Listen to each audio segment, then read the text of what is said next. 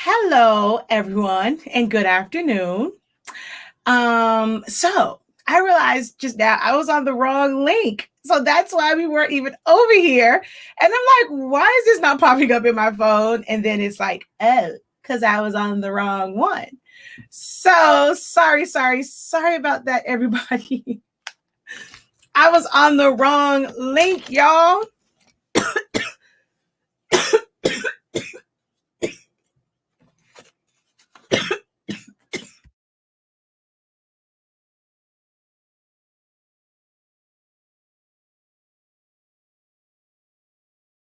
All right, good afternoon and good morning if you're on Central, Mountain, or Pacific Standard Time. Good morning to you. That was so crazy. And I'm like, why did I ask my explosion boxes? I was on the explosion box live, and she's like, "Oh, are we going to adjust that because my title, like the opening screen says print and cut transfers." I'm like, why are you asking about explosion box? And I looked, I'm like, oh, I was trying to move a little too fast, and I clicked on the wrong one. Oh gosh. So somebody said, that's okay. We was wrong with you. Yeah, because there was a few people over there with me, child. Oh, child.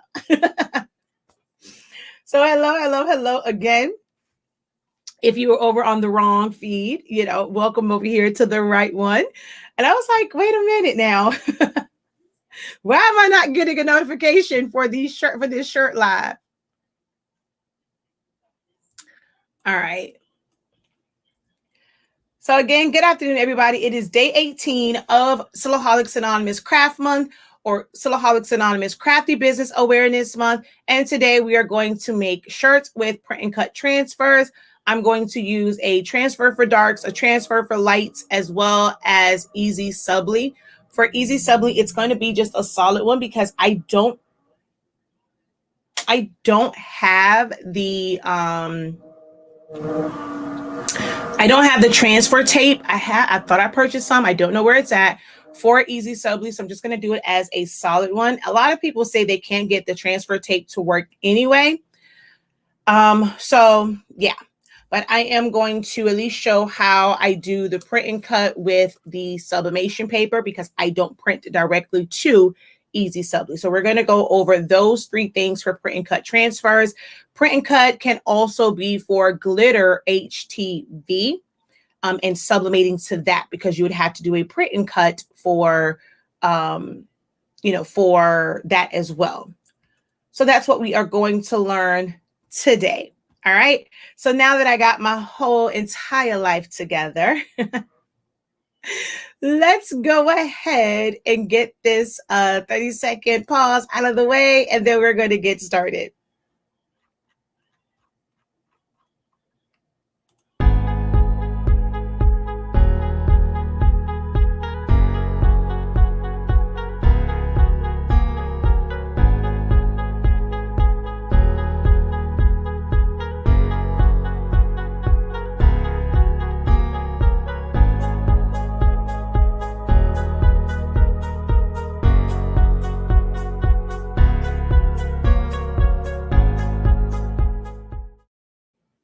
All right, y'all. Hey. Welcome. That was crazy afternoon. It's a crazy way to start this is to be on the wrong channel. All right, everybody. I am Shakia, the professor of Silaholics Anonymous and the product line, Honestly Speaking, where we carry sublimation ink, sublimation paper, pigment ink, chip resetters, cartridges, empty and pre-fill, heat tape. Eventually, it will be, you name it, we got it for all of your print needs. But hey, we are in our first year. We're about to hit a year in like a week. A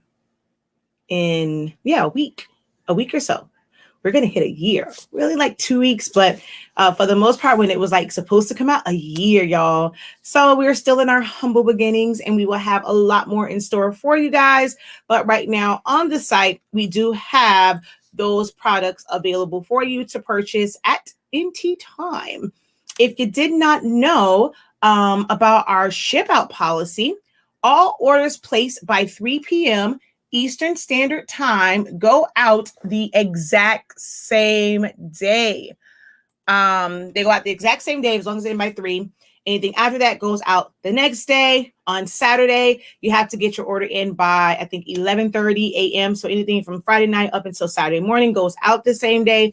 If you choose UPS shipping, that does not go out until the following, like Monday, because they don't pick it up from the UPS store on weekends. So if you order on Saturday, that won't get processed until Monday. But you don't have to wait forever in a day to order. Our site is open 24 hours a day, 7 days a week. You can go on here and order your amazing, Honestly Speaking, or HS Ink supplies and get them to you as soon as possible. I will say, though, there are issues with USPS. We have one of the biggest hubs here and distribution centers here, and even things from Broward County, they come down to the one here in Miami-Dade. So things can get lost in translation and a little stuck. That's not on us. Fortunately, that's the USPS. If you want more reliable shipping, we recommend choosing UPS. So if it's only a few dollars more for UPS, so that would be the better route to go, is UPS. All right.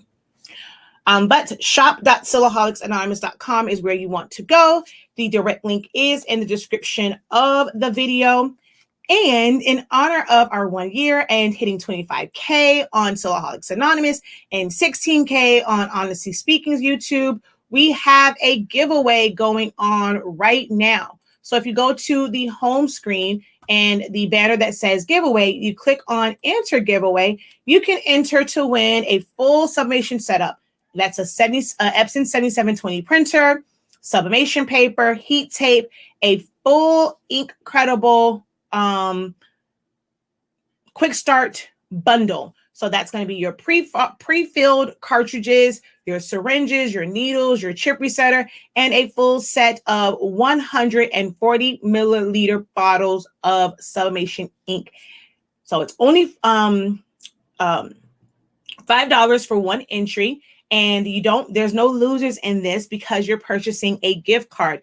You can take that gift card and be able to utilize the code that they give you on any purchase that you make from the site. So you get to get the supplies that you need, because even if you win, you're going to need more ink. You're going to need more paper. You're going to need more heat tape. So you can come back to the site, or just if you're planning to purchase something from the site, just go ahead, buy a gift card.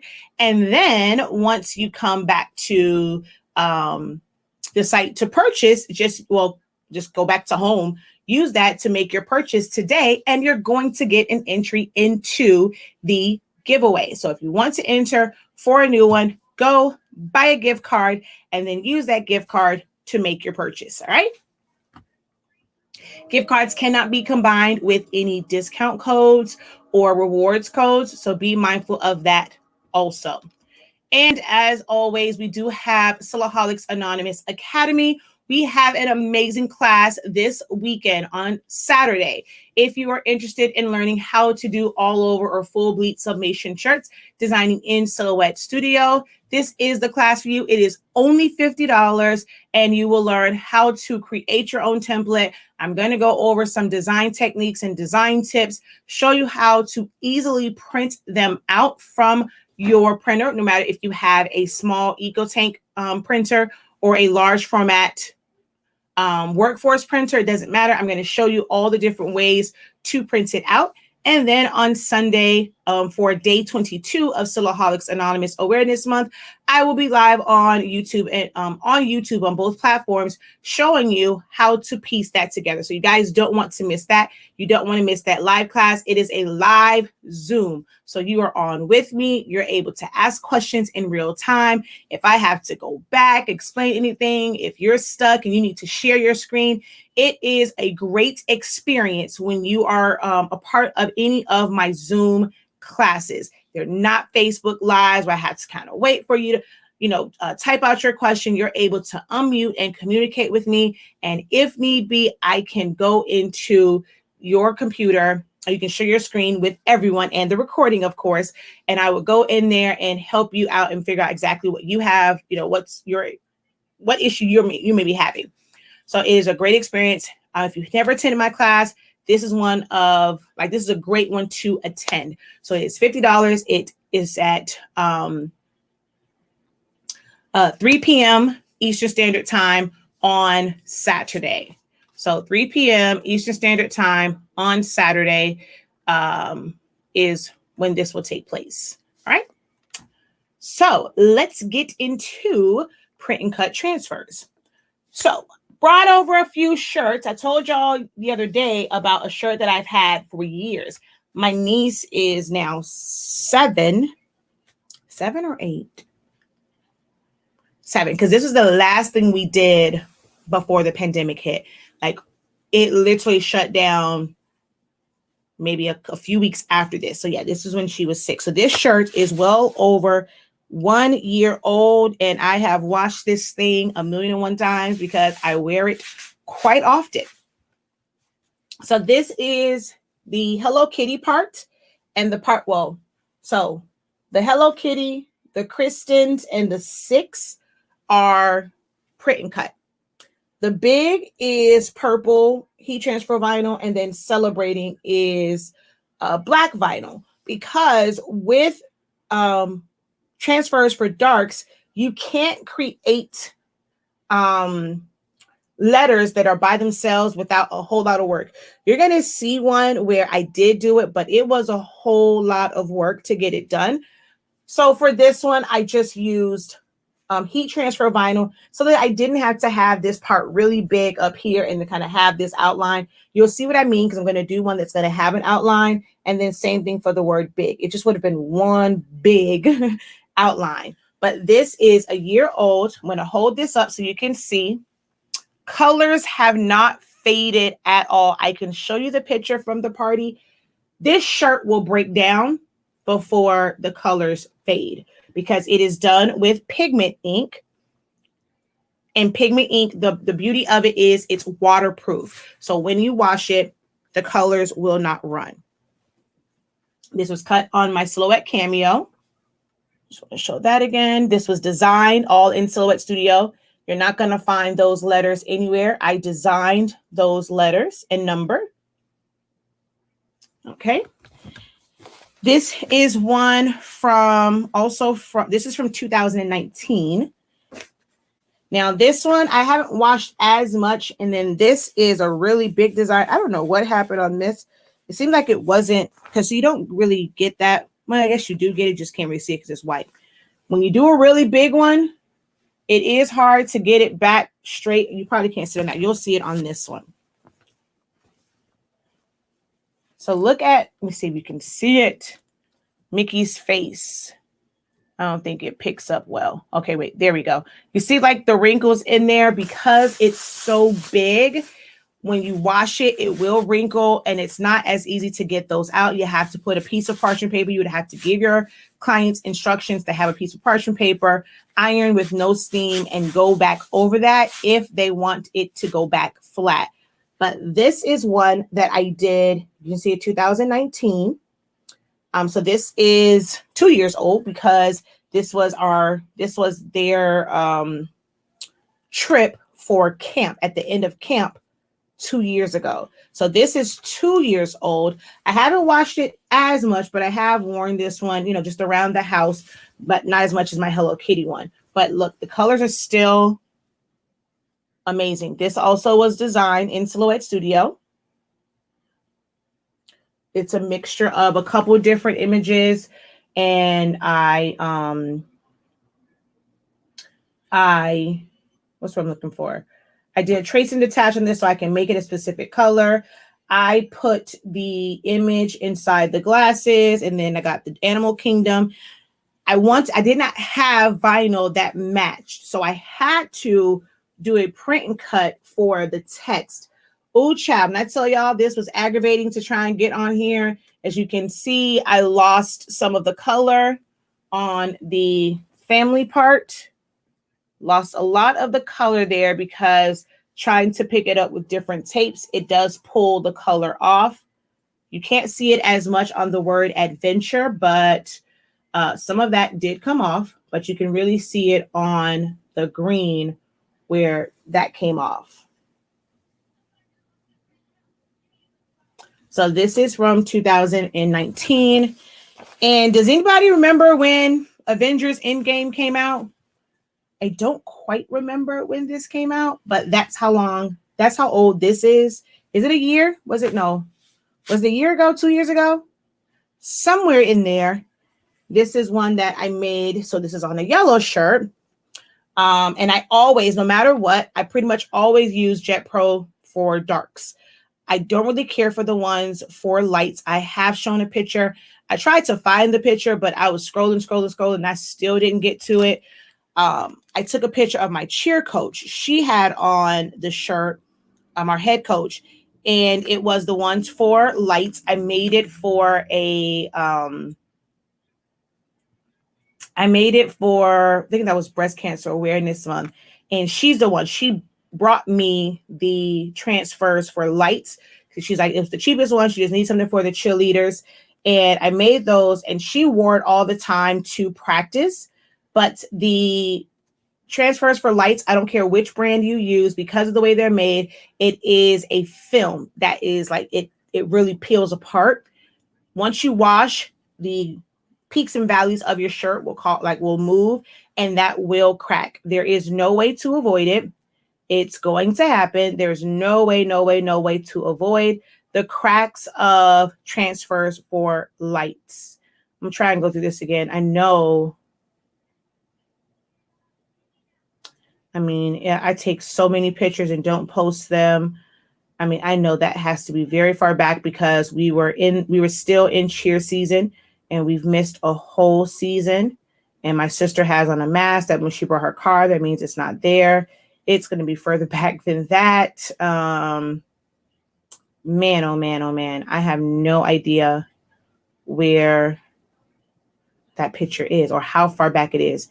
And I did this the other day, and I'm like, okay, I got tired of scrolling, but now I'm like, I'm determined to find it. I am determined to find this shirt, y'all. Oh, look, at least I found the pictures of us wearing the shirt. This is the day that I made it. Looks exactly the same. All right, now let's hope I didn't lose my spot. Okay, I didn't. All right, let's see if I can find. Okay, I'm getting closer. Let's see if I can find this picture. I hope it was taken with this phone. That'd be kind of crazy if I go through all this, and the reason why I never found it was because I never took the picture with this phone.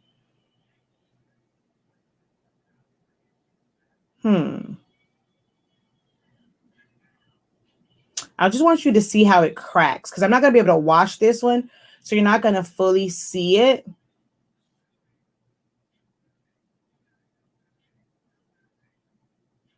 I don't see it. I see a whole lot of pictures that I should have posted with a whole lot of transfers. Dang it. I have a lot of pictures in here of transfers that I've made, like with print and cut, and I never posted them. I got a lot of pictures that I definitely need. So I should have posted. Oh gosh, did I mess up? I had a whole lot of pictures.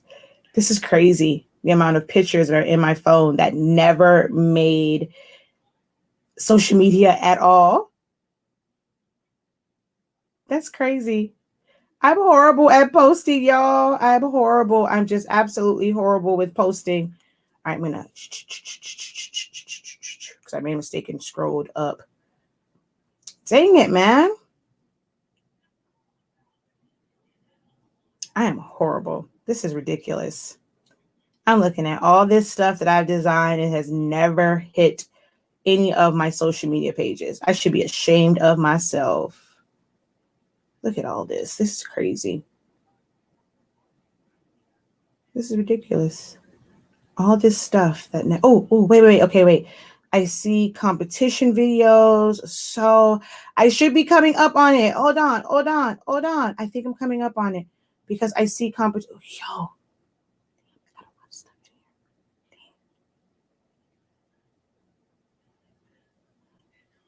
Dang it.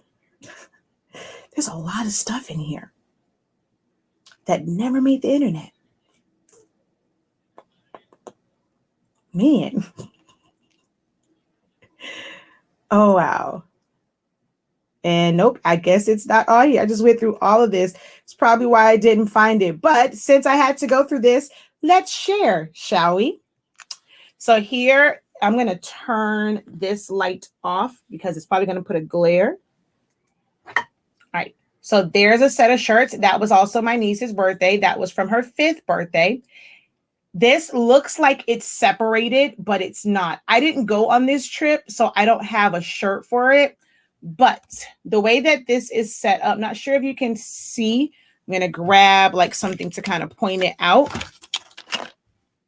But in here, so it is an outline around the word Kristen's.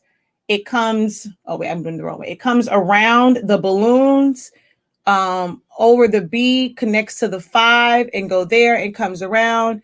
It connects there to the bottom. This part is open and it comes around and it's even open here. So where you see white, like it's like a pure white, that's the shirt. And it looks as if it's loose letters, but it's not. It's a strategic offset around it so that it all stays as one piece. All right.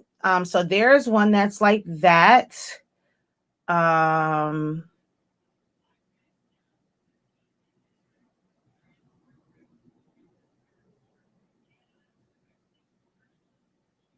just saw some graduation ones that I want to show.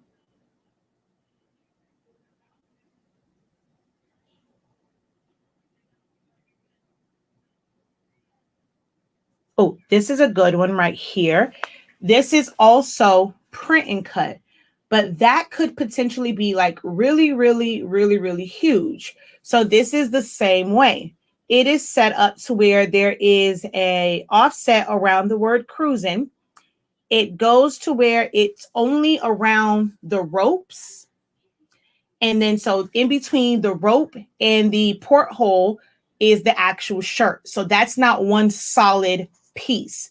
And then it goes around the anchor, around the word birthday girls, and then like birthday girl on deck. So it is strategically designed to cut around those areas.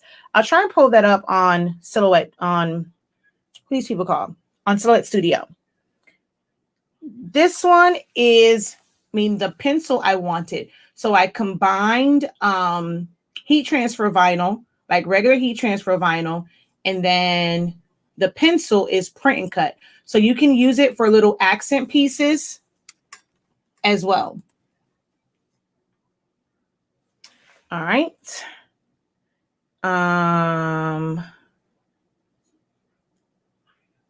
Colored shirts. So it's on this Jet Pro 3G on a blue shirt.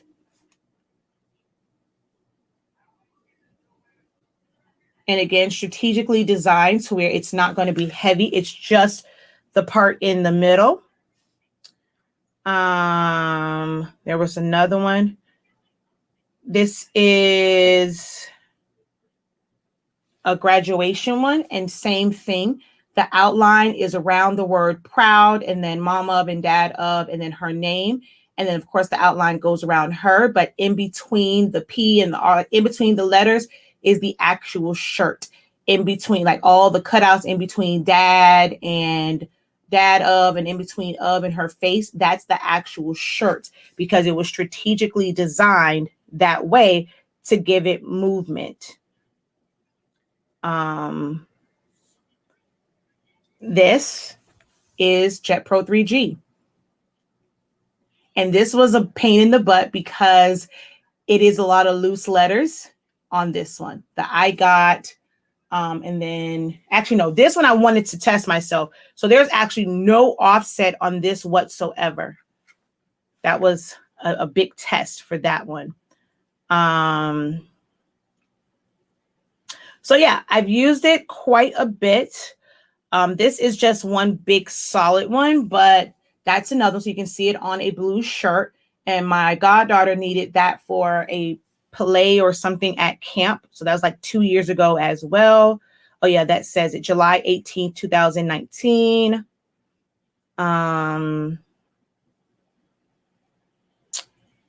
This is print and cut.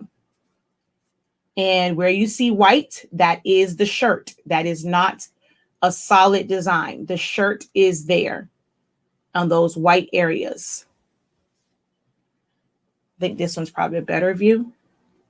I know the glare of my phone kind of sucks, and then me trying to keep my hand stable, it really sucks. But I think this one is on my Instagram. That one I know I did put on there. Here is another one that is print and cut and strategically designed to cut around it where it's not like a heavy design on it. Now the crab and the fish are separate print and cuts, and the star. So I just took those and randomly put them in different places on each of the shirts. But the doop part is not welded to it. It's grouped, and then there's an offset to keep that all together. So where it says Brother Clark, Mother Clark, Daddy Clark, like that, those are all letters, and it goes strategically around it. So that just gives you, ooh, this was another fun one. This is a combination of white heat transfer vinyl and print and cut for the word cancer. Yeah, for the word cancer and the arrow. So this is a mixed one. Again, a colored shirt.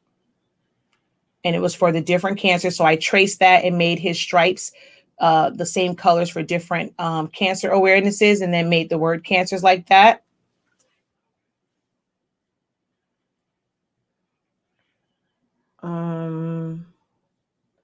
This is a glitter print and cut. So sublimation to glitter. Now that one is really, really heavy because it's the whole shirt. And I just closed it out. So show and tell is done because I made a mistake and hit the X button. But that just gives you an idea of different things that you can do with the print and cut. If you don't have sublimation, you're not limited to doing custom shirts. It's just a different feel and a different way of doing them. All right. So we're going to break this down. And I'm going to show, you know what, let me go and try and open up some of these. I have to shut down a bunch of stuff here so that it doesn't shut down Silhouette Studio. So while I am shutting down Silhouette Studio and opening up some of these other files, I'm going to go through some of your comments and questions. What a wonderful day to be great. Who you telling? She says, and we still hit that like button too on the other video. Thank you. Hey, Jesse. Hey, Jesse. Would you sub to glitter and apply to a tumbler? No, not me. You could. I mean, some people apply sublimation. I mean, some people apply HTV to cups and things. I personally don't. Yes, 10 days until the Inkiversary. Hey, Inkiversary. Is it true that HP ink is pigment ink? Most of the office jets, yes, they are. I was looking up something, and if you search like pigment ink printers, it'll tell you that HP office jets are. You cannot purchase refillable inks from it, but a lot of them you are able to get through the ink. What's their Insta ink? And they are pigment. If you ever want to know if the ink that you're using is pigment, run water over it and see if it runs. So those are all Jet Pro 3G opaque. So it's transfers for darks.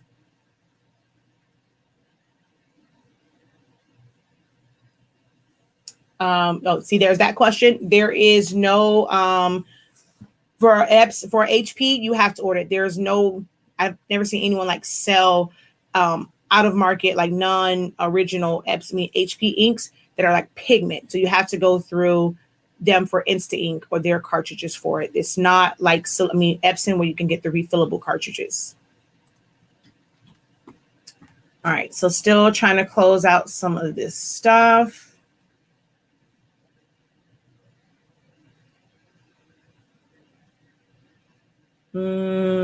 Cancel. File. Save as. Save to hard drive. If you guys have any other questions, Ask me how I know. Feel free to ask them. I'm just trying to go through. I don't want Silhouette Studio. I'm trying to prevent it from shutting down on me.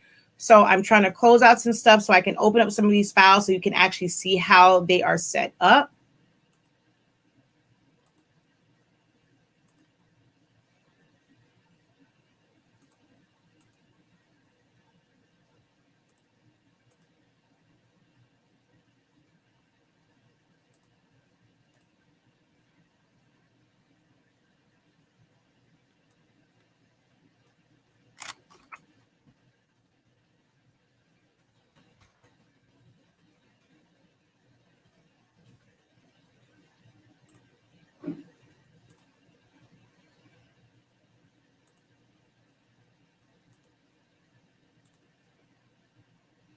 All right, let's see if I can find some of these files to open up. Let's go ahead and go to my screen. All right, so file, open, and let's go down, down, down, down, down. Okay, so here's cruising with the birthday girl one. So let's open up that one.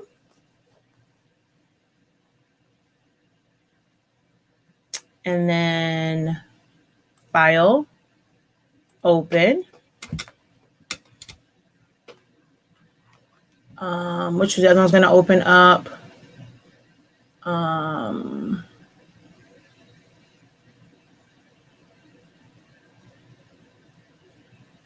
What was the other one I was going to open up? Oh, the one for my niece's birthday. Okay, so that's going to be further down.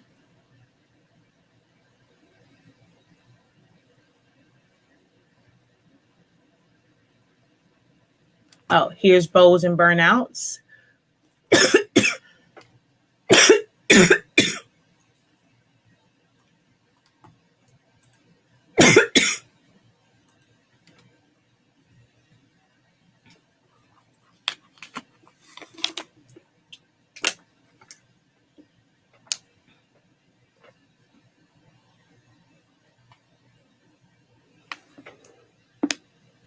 Oh, excuse me.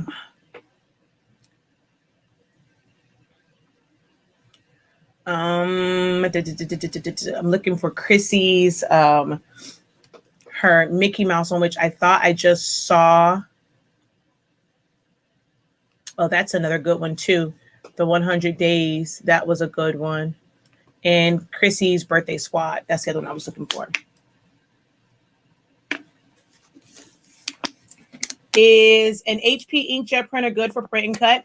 Any printer is good for print and cut. It's just a matter of whether or not the ink will potentially fade a little bit once it's washed. So if you have an HP that uses pigment ink, then it will be great for it because it's not going to rinse out. So good. This one actually doesn't have the outline around it. So this is how it was set up, right? So this is all separated. To get this to cut as one, well, first let me turn my cut lines on because it might be there. Okay, so I turn my line colors on, it's not there. So what you'll do, I'm just going to go ahead and group all of this together. We're going to go over to our offset, and we're going to go offset. And we're going to wait for it to put the offset around it. And we need for it to connect, like everything needs to connect. So we take our offset up until it all connects. And I think on this part, I may have had to ungroup it and bring Chris closer to 10. But for the sake of this tutorial, I'm just going to go up until it all crosses what's going on. There we go. All right, so it's connected there. It's connected. This part doesn't really have to be connected. I need the K to either connect here or I need the S to connect there. I'm just going to go a little bit higher on this just to make sure that my K overlaps with my balloons here.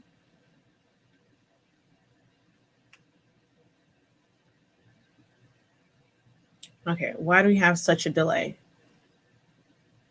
I think Silhouette's going to shut down on me, y'all, because it's acting funky. It's taking way too long. It shouldn't take that long. So I think it's going to shut down on me. All right, let's see. Let's go over here while that's trying to figure itself out. while I have an HP with Instant Ink. Hi, purchase your ink. Can I take this other ink out and just replace it with yours without any problems? I have my printers. Did you get new cartridges or just the ink? All right, so this should be big enough. I'm just going to hit apply. All right. And for now, I'm going to make this a different color just that you can see where everything is. So if I put this here, the K is connected here. It's not connected from the S to the T, but that's fine because the TINS is connected to the 5. The 5 is connected to birthday. The birthday is connected to squad, and there so forth and so on. So all of it is connected. Now I don't want this part in here to cut. So I would double click, and then all of the edit points within the glove, I delete it. So if I hold down Shift, drag and select, and then delete point. I'm going to grab some more points and delete point. Delete point.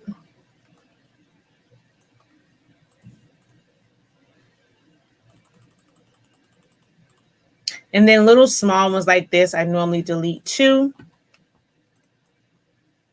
So that's like that. You don't put any color or you make it white.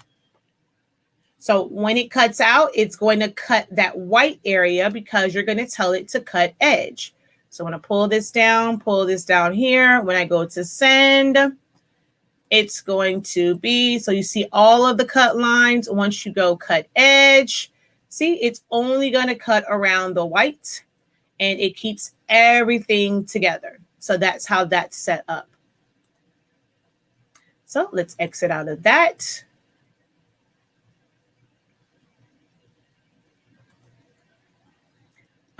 This one, let's see if it's already set up. It should be. So this one, you can see that there is, I'm going to just check the outline. Let's see, it's grouped together. So let's ungroup. And then I'm going to go to this outline here. And, well, oh, this one I had to do several because it's the way that this is set up. So there's actually several outlines to this. Okay, wait, that might be the one that's the whole one. But it's going to show white. But it actually does go because there's other outlines around it that are around this. But this piece goes around everything, even down here. So this had to be strategically like designed, but see that goes around that. But once you go to send, it will only cut, even though you don't see the green behind there, it's set up as an offset. And it's going to cut right to this. So this is the only lines that will cut. And you can see in here, it's open. So you would see the shirt. In here, it's open. So it's the shirt. This gives the shirt a little bit more room. So it's not so stiff and allows it to still breathe. But you don't have this really big just cutout sitting on it because there is no breathability with transfers for darks. And then these two cut edge. And so it doesn't cut all that other stuff. It's only going to cut the edge. So for Cricut, if you needed to design it and have the offset to upload it to Cricut Design Space, you would just save it as a PNG because remember with Cricut Design Space, PNGs automatically trace. So if I were to go and let's delete this and let's turn off our registration marks. Also, let's turn off line colors and make our fill colors. For this one, hold down Shift. This one, let's make them white. Ooh, wrong thing.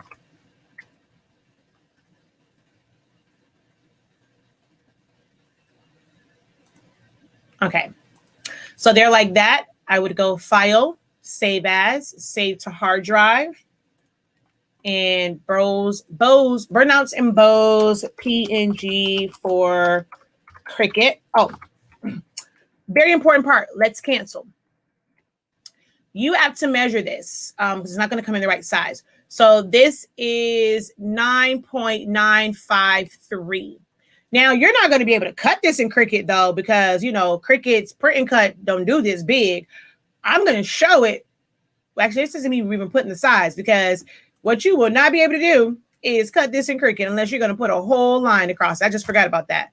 But what you would normally do is kind of select all of it. It is 9.953.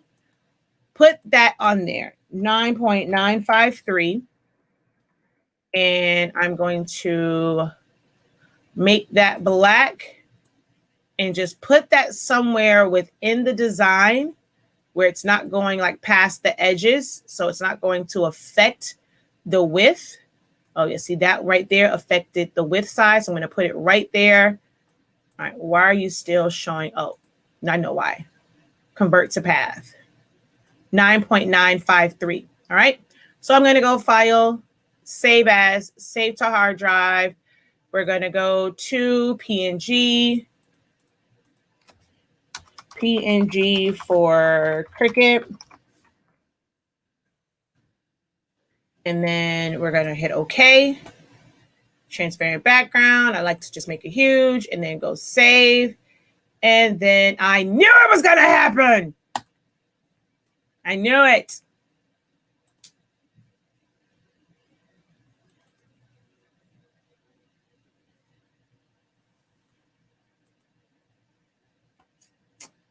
All right, got to wait for that to come back open. Do you have a class for using the points? I just can't seem to get them right. Not a separate dedicated class. It is a part of my academy, but not a separate, like just a class for that. No, I don't.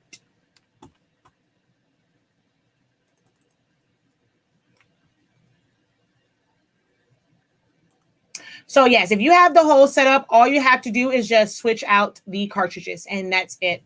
So you'll take out the vent plug. So you'll go to settings, maintenance, ink cartridge replacement. Take out the ones that are in there and make sure you take out the back vent plugs, put them in, do a print head cleaning, and you are set, ready to go.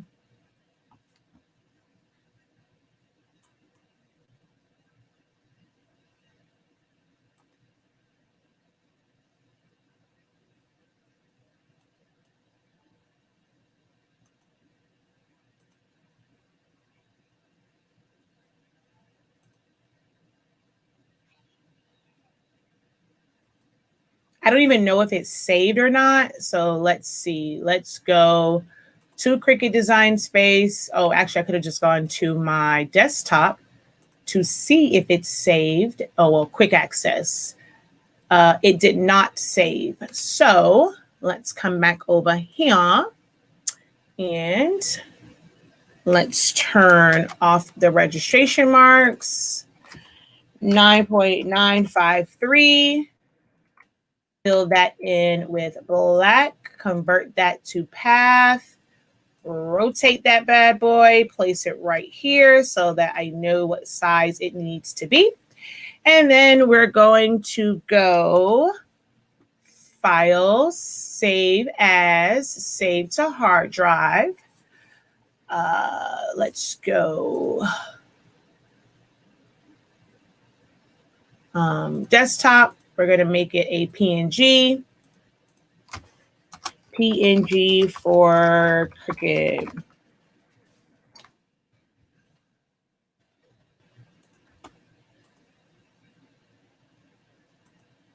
And then new project, upload, browse, quick access.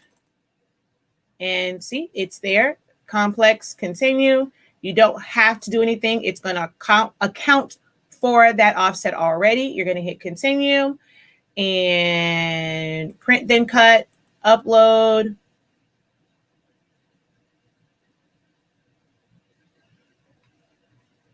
And then insert. And there it is. It's going to be very, very large. So my width says 16 with this locked. We're going to make the width 9.953 and hit enter. So now my height is 15.472. If I go back over here, My height is 15 point, well, this says 517, but there's some things hanging down. So that's probably why this is going to be like just straight up now. So, but that's how you would save it. And then you would have the outline around it. Of course, we know we're not gonna be able to do this. So I'm just going to shrink it down to the size that you can use. So let's just go the highest one here. Let's make that 9 inches, and then make it, and it will cut around it. Yours doesn't show y'all cut lines, but it will just cut around it. All right, so that's how you would save that. Has to be saved as a PNG. You cannot save it as an SVG. All right, and then just going back to here, the cruising one, so birthday girl on deck, and cruising with the birthday girl. What I was saying about it's open here and all the way around here. I don't know why my width is off. Probably because this is still in text mode. Let's see. Oh, no, I don't know why that's off, but okay. So that would go there, and all of this is open. This was all the shirt. Even the cavities here was the shirt, to where it gave it movement. All these cavities here, wherever you see an opening, if I were to put a box behind this and make it a color, send it to the back, wherever you see that purple was, you know, that's where the shirt was. So I strategically set mine up that way. All right, so that's that. All right, we're gonna come over here so I can set these up. My ink is finally finished. Yes. How do I add yours to my Eco Tank? Do I have to clean out anything? If it's finishing, then no. I mean, as long as it's like very, very little in there, like you know, the line that it tells you that you should not let your ink get below this point. I mean, you really should go there. I don't know how it's going to be if you mix the colors in there. Like, how much is it going to affect the color? Because you do have ink in the lines. I don't know which Eco Tank you have. Some of them you can open it up and drain the ink. Others you can't. But you want to have as much of the other ink out as possible, just so that you don't have a difference in color.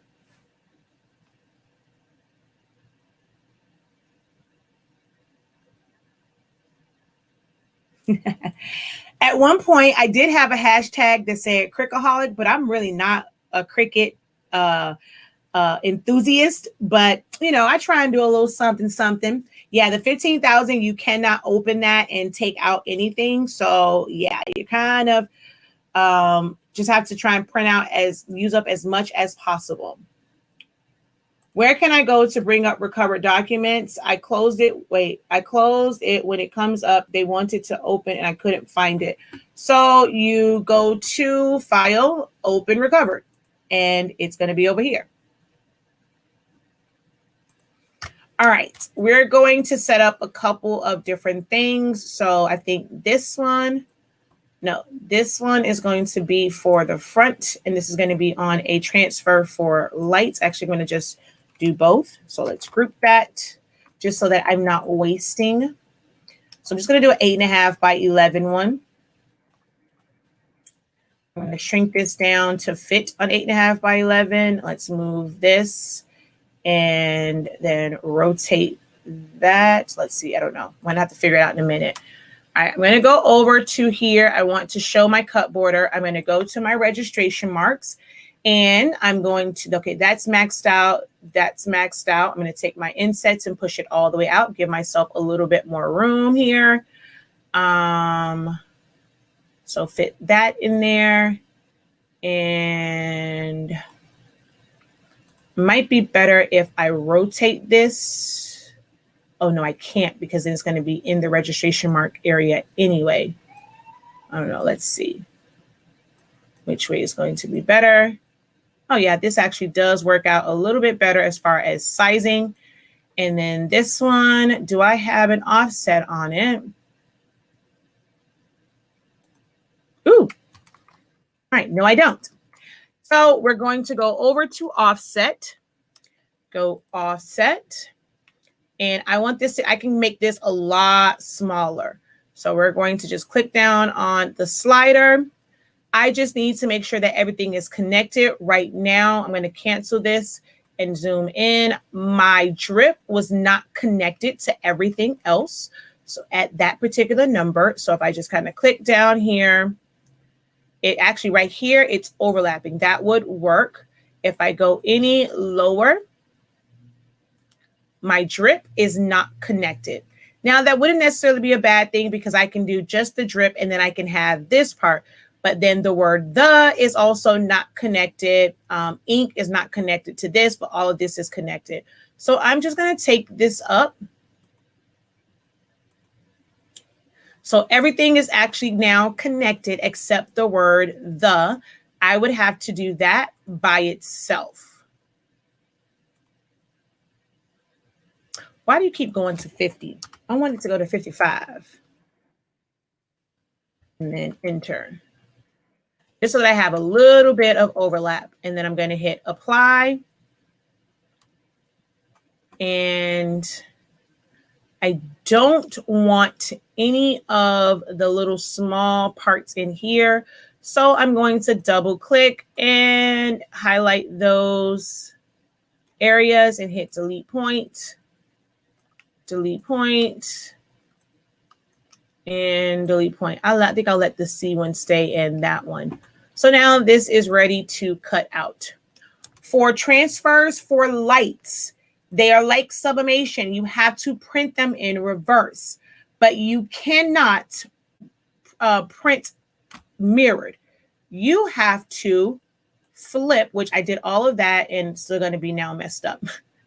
You got to flip your design. So I'm going to try and flip it vertically so it stays like that.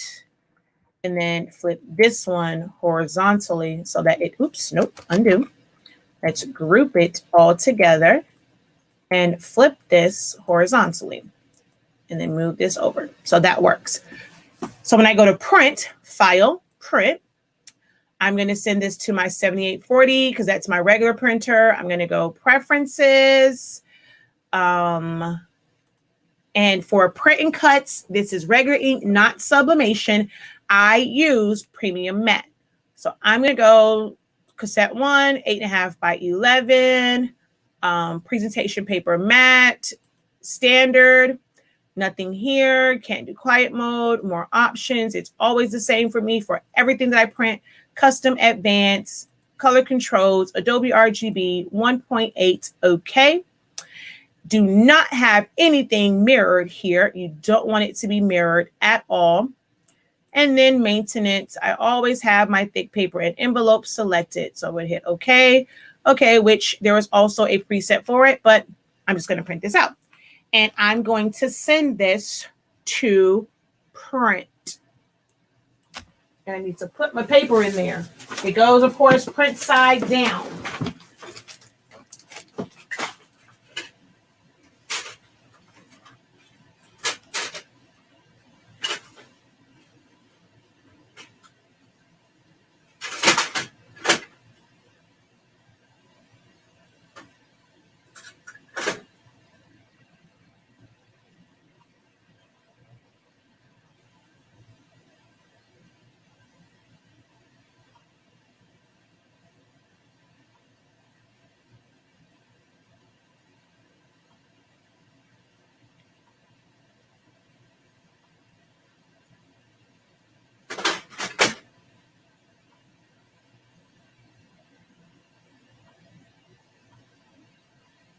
All right, waiting for that to communicate and send.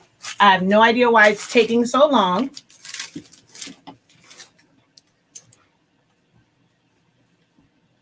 Error printing. Printer cannot print this document. Why? I changed the setting. Print queue.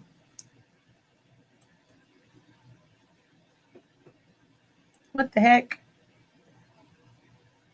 Yes, it's turned on. It said ready. I don't know. That printer gets on my nerves. Yes, you mirror in the design. You don't mirror your print settings. For transfers for lights, you have to mirror it, but in the in the design phase, not the print phase. If you do it in the print phase, your registration marks will also flip and it will never register because the registration marks are going to be in the wrong area. Okay, so let's see what's going on here. File, print. Now you want to say offline. Oh my gosh, you so suck. Hold on.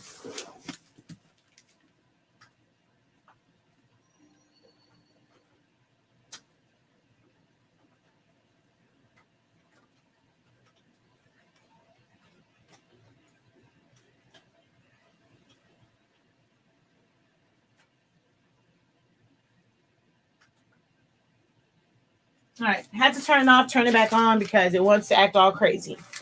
So while that's while that's going again, we're going to cancel that. We're going to move on to the next one, which is the ones for darks. So I'm going to select this. So copy.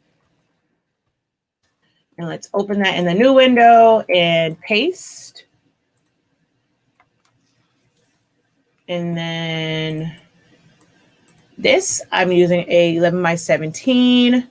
So we're going to go over here. Your page size always needs to match, like your design page size always needs to match the, it always needs to match the size paper you're going to print to. So 11 by 17, of course, my 12 by 24 inch mat, because we need that one to print to cut 11 by 17. I'm going to go to my registration marks, turn them on. I always max out my thickness on everything that I do. It's maxed out. Because I am using a wide format printer, I can take my insets all the way out to give myself more space. So I'm going to take this and shrink this down to about 4 inches because that's going to be a chest design in the front. And then I'm going to take this one and put it here. I'm going to... Let's see if I can get this one. I'm going to rotate this, not flip it horizontally. You have to rotate it for what I need it for. And I'm going to try and get this to be as big as I can possibly get it. All right, we're going to put an offset on this because it doesn't have an offset. So let's go offset. It's not quite connected. So I want to make this, I just want to make this closer together. So I'm going to cancel and let's make this closer together. I'm going to ungroup, convert to path. Oh, my bad. Ungroup, not convert to path, because I need all of them to be separated so that I can, well, dang. Ungroup again. All right. So we'll take the word and group that, take incredible, group that, makes you, group that, inspirational, group that. We're going to move this down. Actually, no, I just want to move this one down some. And I'm going to select all 4 lines, go up here and space them vertically. Okay, something is, oh, that's because this is off. All right, so I'm going to have to do it the long way without, well, let's ungroup this. Let's group this together and then group this without that. And now let's select them and space it. There we go. And I'm just going to pull this down some and maybe make it a little bit smaller. Now, when I go to do my offset, it is not going to require as big of an offset to connect. All right, so I still need to come down just a little bit. So we're going to cancel. I'm going to bring that down, tab it down like 1, 2, 3 maybe. Select them all and we do that. Pull this down. Actually, why are you not centered? So I didn't have to adjust that because that actually should sit in between the N. Oops.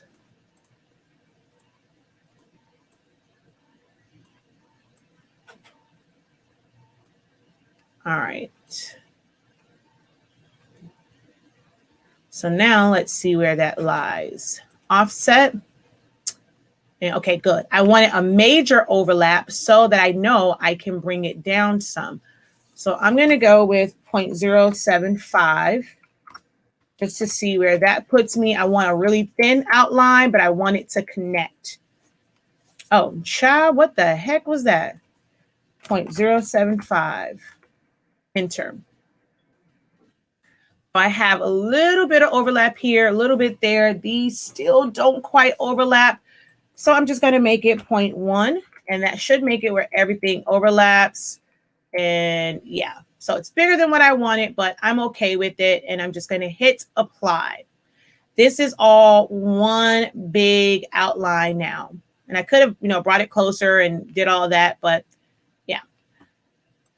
It's a couple pieces in here I don't want to have to deal with as far as weeding them out. So I'm going to take out these really small pieces. I'm going to double click, hold down shift, drag over those edit points, delete point, delete point, delete point,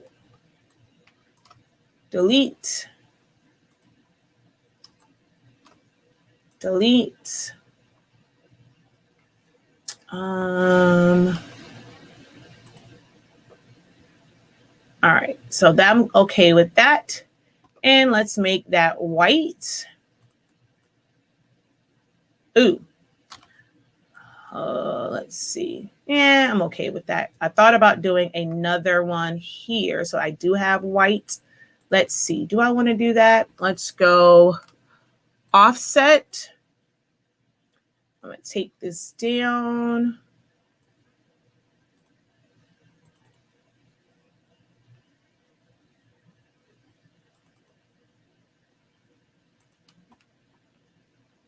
Apply, group. Let's see. White. No line color. Nah, I don't like the outline around it. So we're going to delete it. Oh, whoa. Oh, this wasn't a part of it. I guess I didn't have that selected. All right, so let's delete that, but I need this word. Offset, I did what? 0.1. Apply, hold down shift, select the outline and weld it and send that to the back. All right, because that wasn't a part of the original. All right, we're going to group this together. Move this bad boy out of the way. Rotate this. Place it here. I can probably make this just a little bit, although, you know what? I'm putting this on a really small shirt. So I'm actually okay with that the way it is, because it's not going on a shirt for me. I just grabbed a shirt that was in the storage area. And then for this one, I'm going to go offset. And it's going to give me this like part around here. I'm going to take that down to 0.075. I can probably go down a little bit more, 0.05. I just need everything to overlap. So that's too small. So 0.065, enter. Okay, still not quite. So yeah, so 0.07 or 75 would have been ideal. All right, so there, I'm going to hit apply. And then that's all the way around. I'm going to fill it with color so you guys can see it. I'm going to double click. I'm going to delete all of the points in here because I don't want there to be any cuts. It's going to be one big patch.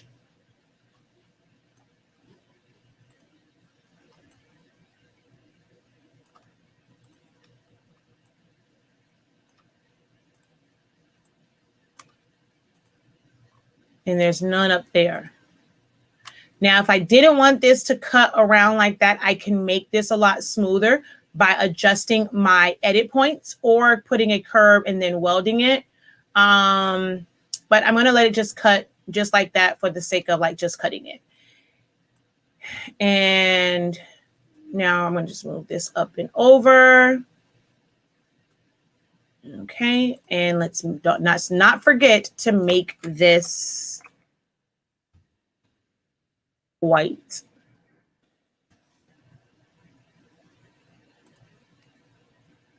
Now, there are some other techniques that you can do so that the offset is not so big. You can make it seem like it's a part of the design, kind of like I did with the Hello Kitty.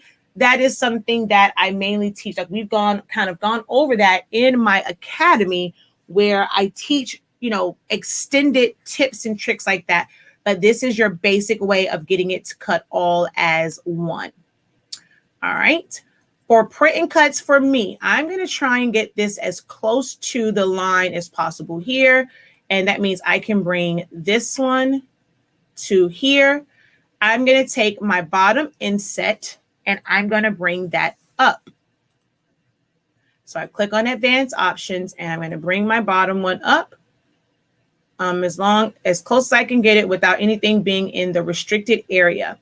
I find that the closer you have your design to your registration marks to the design, the more accurate it cuts. So I move this over. I'm going to take my right inset and bring that in to right to the edge. And now it's closer. These are tips and tricks that I use for better print and cuts. All right, I'm going to go ahead and just check this, go to send before I even kind of send it to print. I'm going to go cut edge. Oh, my cameo is not on. I'm like, why is it not picking up a tool? So I'm going to go cut edge. It's going to cut just the edges. And I'm going to go back to design and send this to print. File, print, my 7840. I'm going to go to my 11 by 17. Like I said, I already have presets for this. So it is presentation paper matte, standard, 11 by 17. And then more options, custom advanced, Adobe RGB 1.8. No mirror for this, and you do not flip it either. It's going to be the same thing if you were doing, who's those people called? Easy Subli. And then you're going to go maintenance. Everything is the same, so I'm just going to hit OK. And I'm going to tell this to print. And I have to put the transfer in there.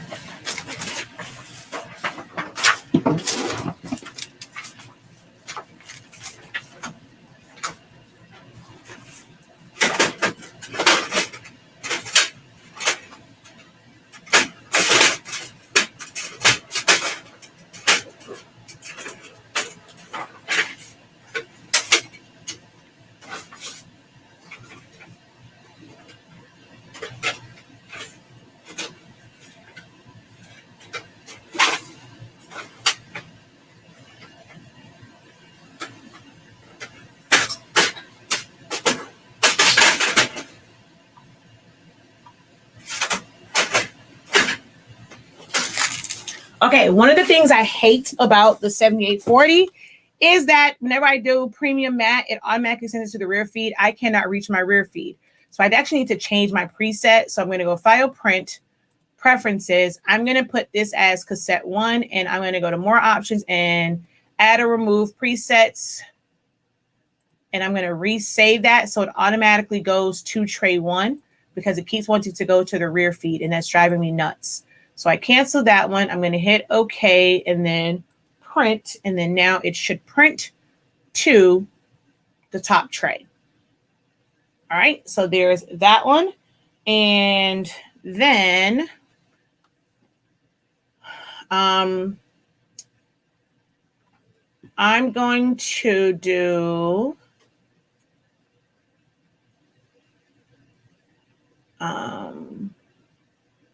paper mismatch. I have to go to the printer for that. I hit done, the bottom option, and print. The paper's already in there, so it's going to print.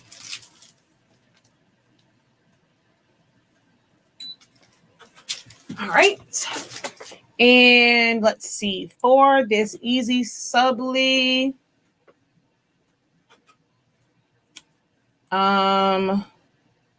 let's just do the same one, I guess, the Boss Moves, and I'll do that for Easy Subli. And I need to send that to print. So let's go copy. And, oh no, I knew what I was going to do for that. So let's go here and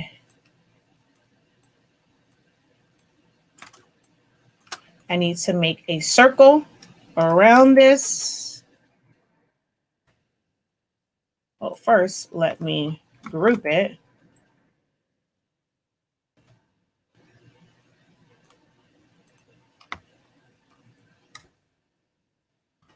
Select them both and center them. I need to go back a little bit larger to be on the other side of that. And then I'm going to go to offset,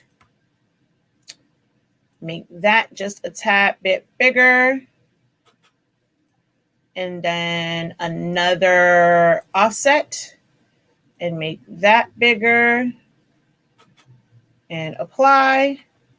That is going to be white. Send that to the back. And then my middle two here, I'm going to make it a compound path. And I want to utilize the green.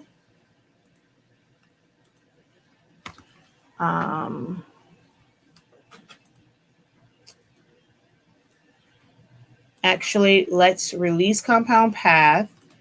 Send them both to the back. Let's make this white and make this one yellow. There we go. So that's going to be the one that I use for my easy subli. And actually, I'm going to do this two ways. So let's pull this out. Let's delete the ring. And I just want to put an offset around this because I don't have transfer. If I had transfer for it, I can make it where it's all one, but I don't have any for it. So we're going to go offset.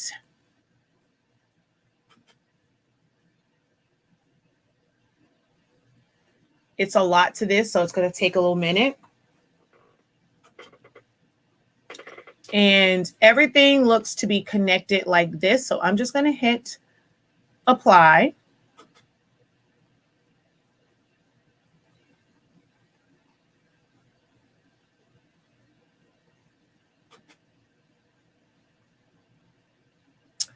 And ooh, I hope everything is connected.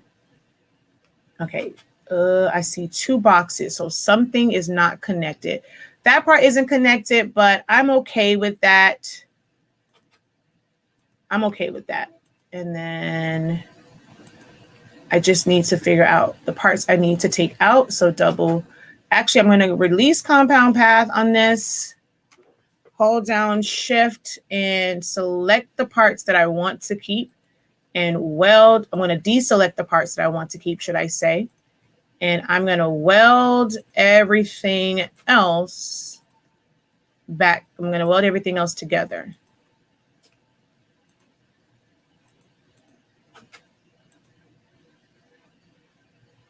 All right. So if I change the color, all right, I see the areas. All right, I'm okay with that. And oh, wait, I need this one right here. So I'm going to weld all those other pieces, drag and select over this entire thing, hold down shift, select them. Oh, wait, please tell me. Okay, yeah, he is grouped together.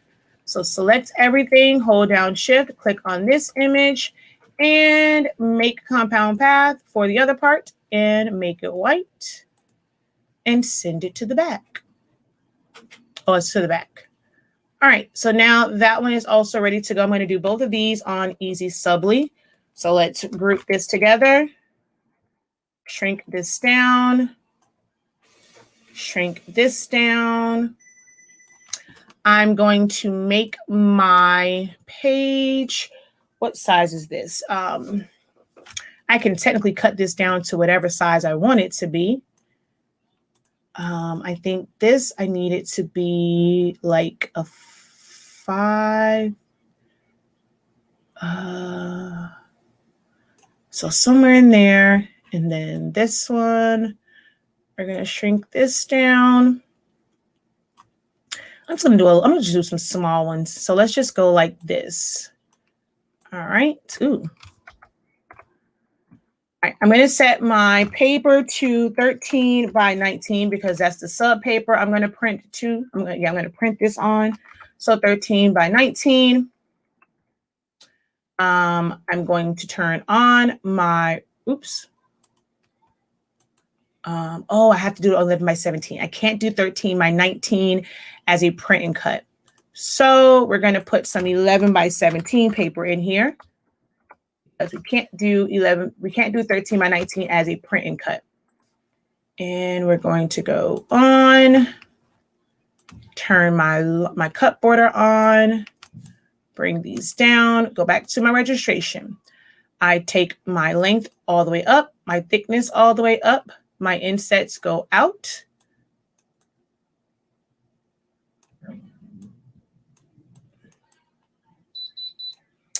All right, for this one, I've done this in a video. Oh, come on. I've done this in a video before. Not to make my duplicates. This is for the easy subli cut. I technically don't separate them, but for the sake of this video, I am, just to not confuse you guys. It's just something solid. So if I just hit weld, it's just going to make them where they're solid pieces. And then I know that those are what I would cut my easy subli from. But for this part, what I like to do, I don't want it to cut around the entire thing. That's just going to take way too long for this. So I put a box around it, and I'm only focused on, like, I only need a little bit at the top and a little bit at the bottom. I really don't even need the sides. Sometimes I'll give myself like a little side piece to register, but I really, really don't even need the sides. But I'm just going to leave a little bit there. I'm not going to leave anything on this side. And I can take this up a little bit more. I just need the very top. And then on this one, let's just kind of come down past there. So I'm okay with that being right where it is, right? I'm going to group this together. This one, I don't care if it cuts the whole thing. So we're going to go like that. To move my insets all the way up. That's as far as it will go, right? Even though I'm doing 11 by 17 paper, I'm going to print to 11 by 17 paper. Here is a premium trick for y'all.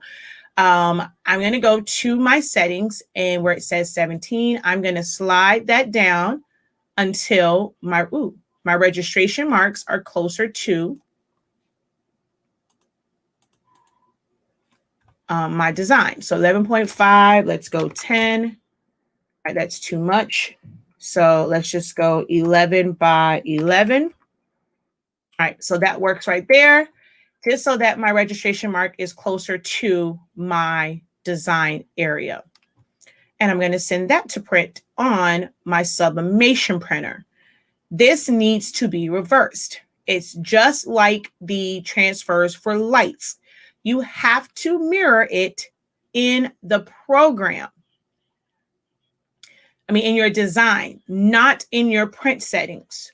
So now when I go to print, file, print, I'm going to go to, oops, wrong one. I'm going to go to my sublimation printer, preferences.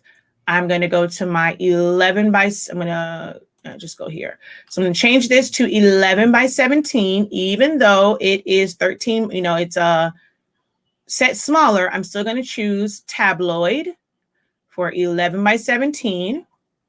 Plain paper, more settings, quiet mode on, nothing here, more options. Technically, it's on mirror and like high, Adobe RGB.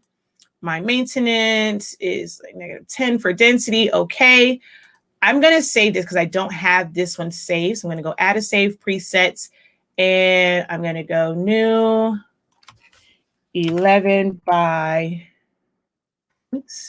new 11 by 17, sub mirror on, save.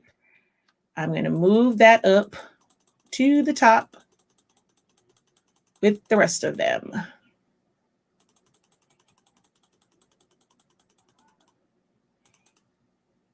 All right, I'm going to close this out. Wait, did I save it? I don't know. Overwrite, yes. All right, so I'm going to close it. I'm going to go no mirror. I'm going to go back to add or remove presets. I'm going to click on the one that says mirror on, and I'm going to type in mirror off and change the icon and then save it and move that up to the top also.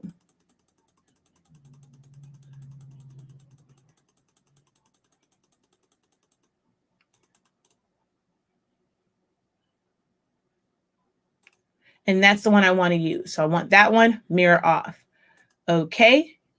And then I'm going to send it to print. I have to put some 11 by 17 paper in there, which means I may have to have even bring me some 11 by 17 paper.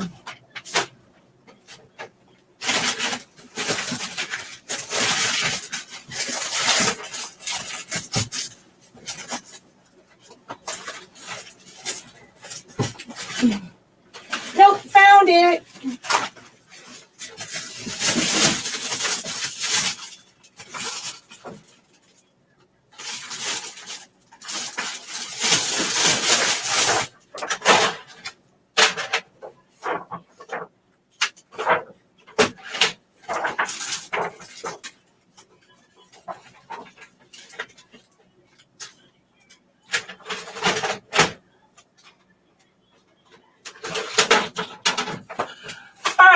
That is going. So now it's time to cut everything out.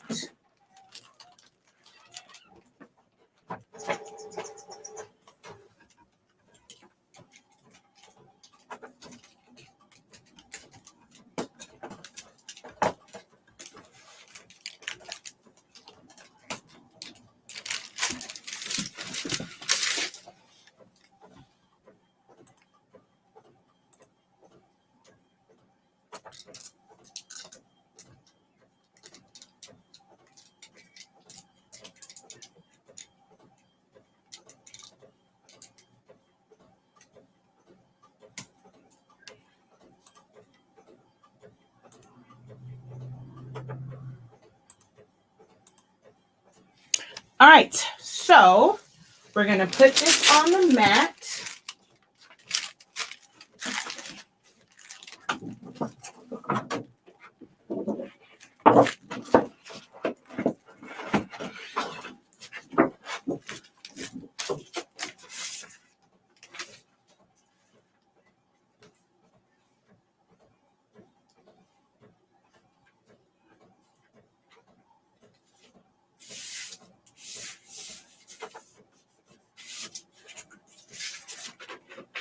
Load this in.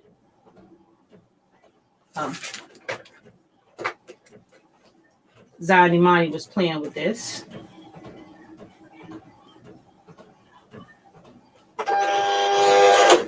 I'm using the ratchet blade, so I do have to check this. This is at a 4. That's fine. I'm going to have to probably adjust it again for the other, the ones for lights, but that's fine. I'm going to lock that in place. And I'm going to send it to cut. So I'm going to go back to the original one. So let's see, that would be this one. We're going to go to send. It's set to cut edge. I want this to cut all the way through. Transfers for lights, you want them to cut all the way through when you're doing a print and cut. So I'm going to go 4. I'm going to take this up to like 20, 24 speed. I want it to go a bit faster so it doesn't like snag it. And I don't know, I'm going to do 2 passes because I have it on the 4 instead of a 5, but I want that to be like a middle ground so I can cut my easy subli as well. So we're going to go, oh, I see something that I don't want to cut. I'm going to go back to design,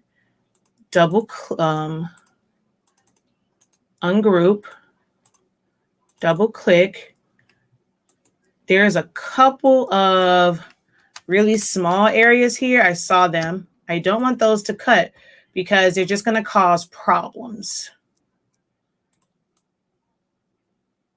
I think that was the only one I saw. All right, go back to send. Looking for any weird red lines, red dots. Okay, nope, we're good. All right, we're going to go and send.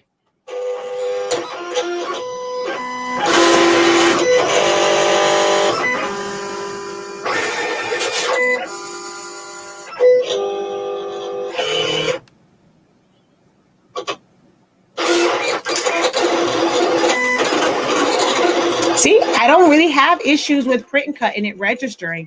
Those are the tips that I do as far as having it register. And I play around with my settings. That probably was too much at a 24 and a 2 pass.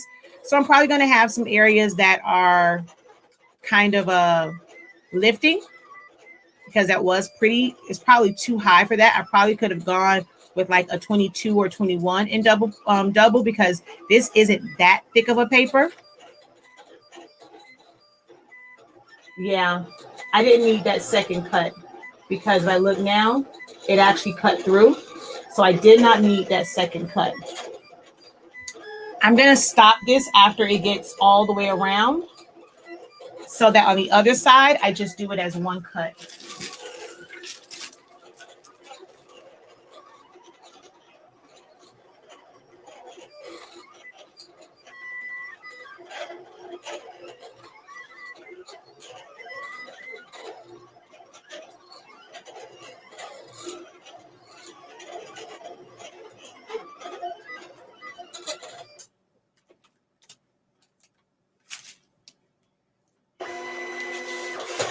All right, I'm going to load this back in.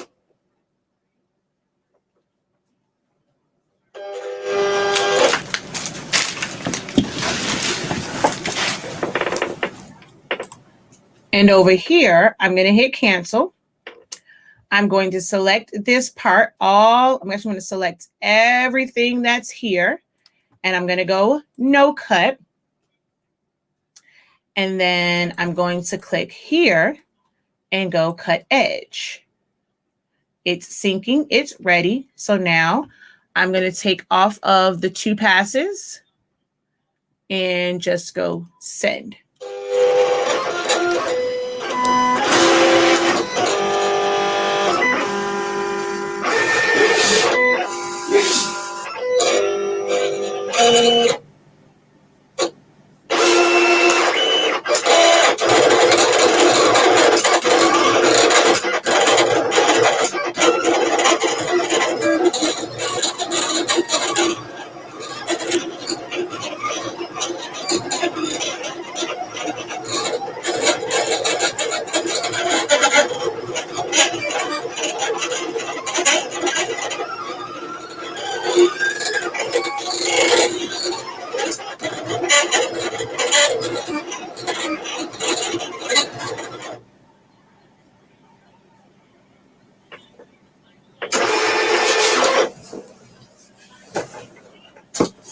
Yep, we're good on that front.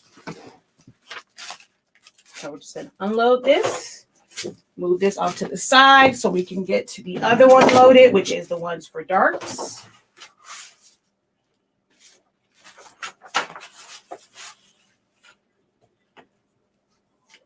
This mat is not super sticky, so I'm going to have to use some tape to aid it in sticking.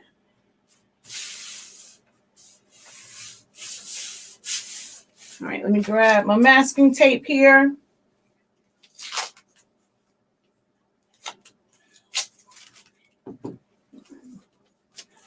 Put that on that end.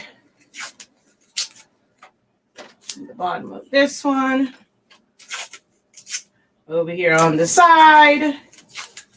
And a little bit at the top. All right. We're going to load this one in.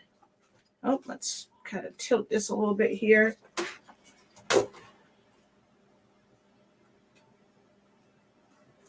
And load that bad boy in.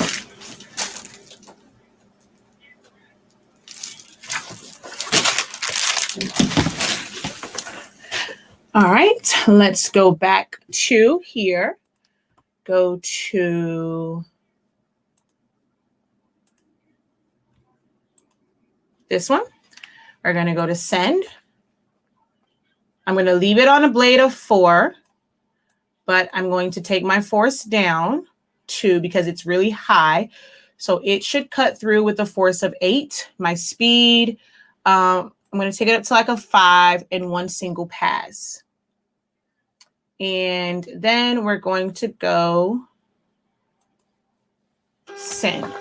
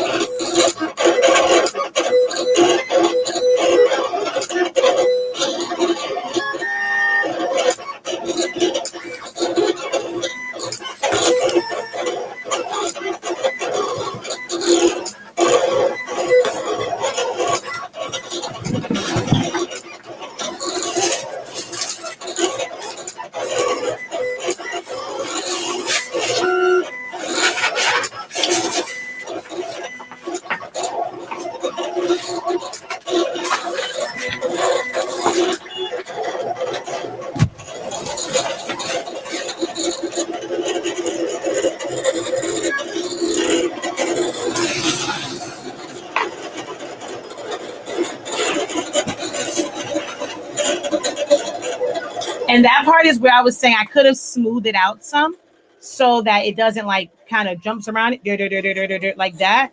And it would just be one smooth cut.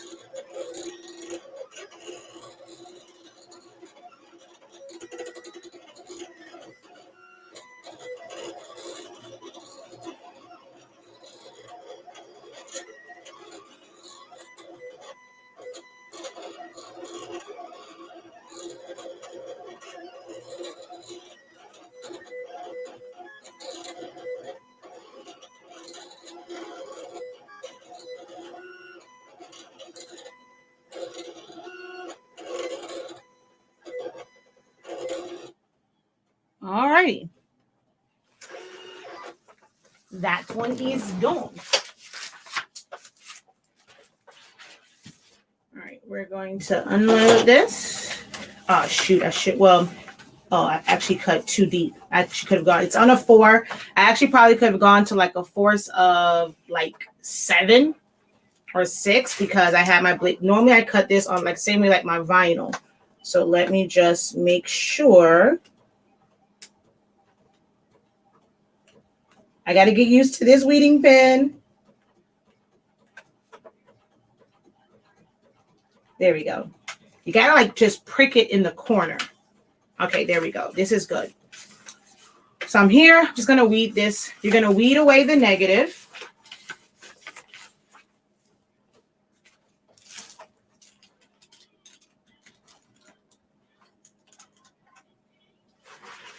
So we're just going to weed all of this away.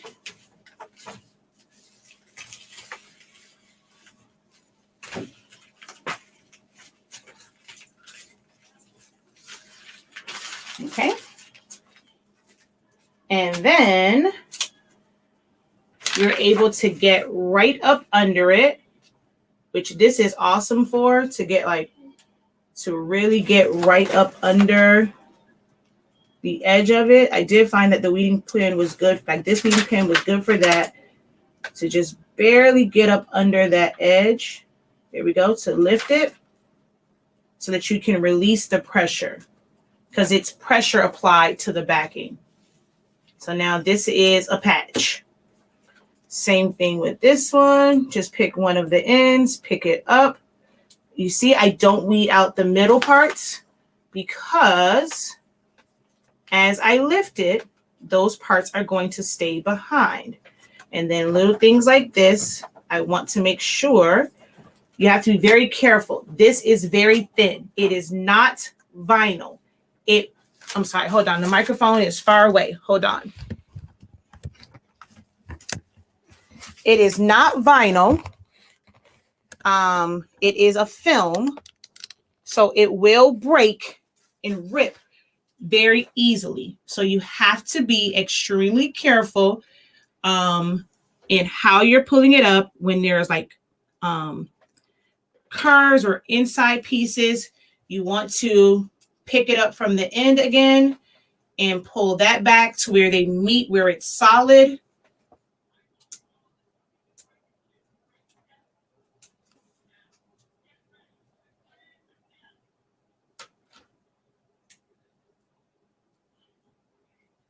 Here we go. And lift it up. Now here where the word how was, I'm going to come down and try and lift, like focus on that to where I'm going to come back underneath there and lift up the word how, and then pull it back this way. And I thought the word ask was not connected, but duh, it's connected to the T. So this is still all one piece.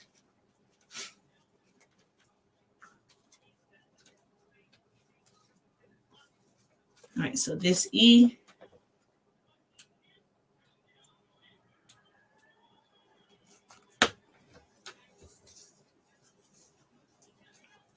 When you're doing it this way, it actually takes more time because you have to be extremely careful.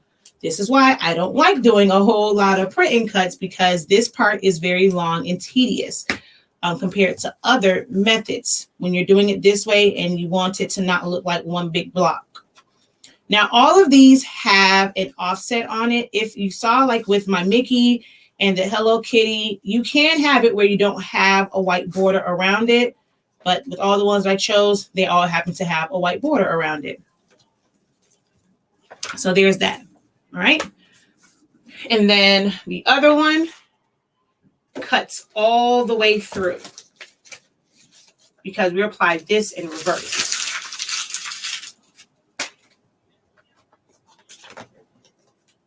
The is separated, and we'll just put that down. I'm going to leave that on there because y'all know I'll lose something in a heartbeat. And then we're going to lift this up, and it's like that. And we're going to put that down so I can put this off to the side with this one. And now we're going to cut our sublimation piece for our easy subli, and then we'll cut our easy subli. So I had to redo this twice because it pulled in kind of mark was up too high. If you notice the distance here, I know that that's wrong. And then you look at the distance here, this is where it should be. And I noticed that. So I reprinted it over. This is the side that I need to cut. And even though that's down there, my machine is never going to even look down there because I made my registration marks come all the way up.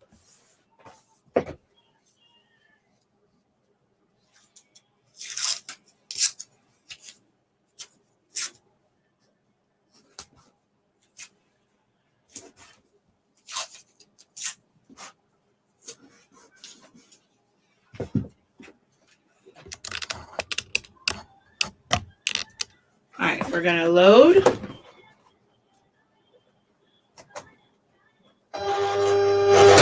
And then we're going to cut this all the way through. This is paper. I actually might be okay with the 4. It cut through the other one, so I might be okay with leaving it on a 4 and cutting through this at 24, like I did the transfer for lights. So let's go back over to Silhouette Studio and go to here, send.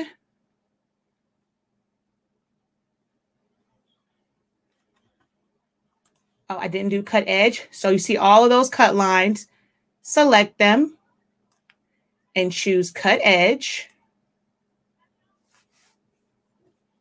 So now it's just a circle and then this little piece around here.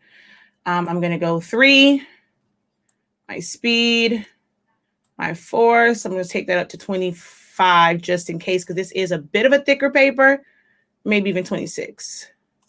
1 pass. And then send. Ah, that one did it. Wait, is that the right one? It is. So you had 1 failure. What are you doing? All right, let me just make sure. Okay.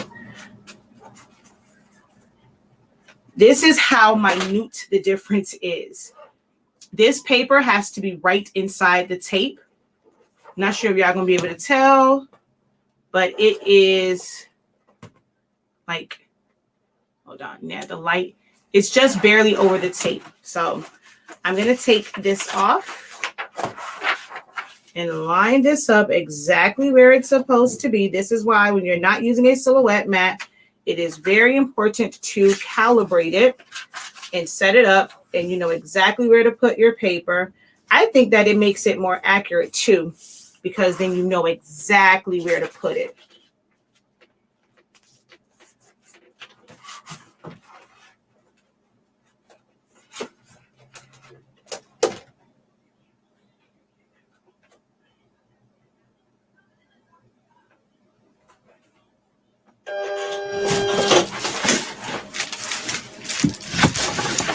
All right, I'm just going to go register again.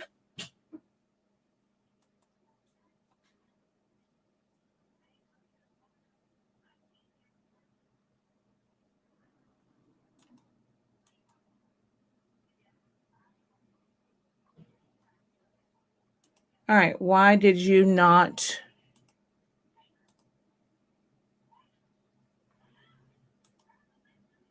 All right, why did you not go register?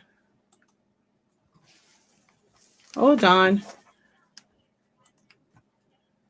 Why are you not giving me the option to click? It says registration failed. I know that. But if I hit send, it's sending it to the queue. Normally it would say register here again, because you can't click there.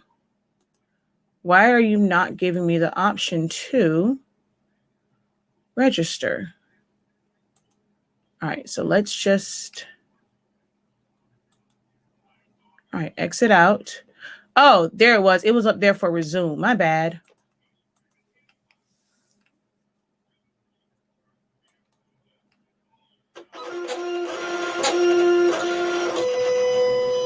Okay, nope, you're acting crazy. That's a first.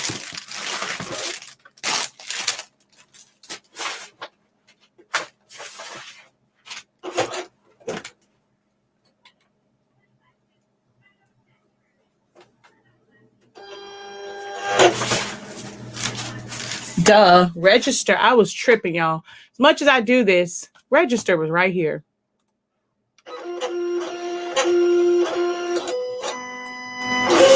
Now it registered. Oh, nope, it's not registering. What are you doing? Okay, something funky is going on here. All right, we're going to turn you off. Turn you back on.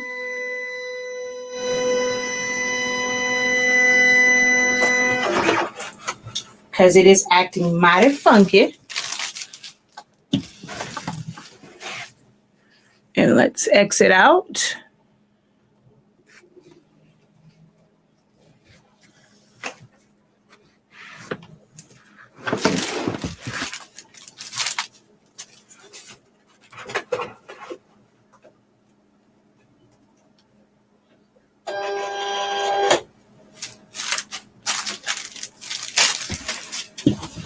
All right. Oh, it's trying to reconnect. So I was trying to reconnect.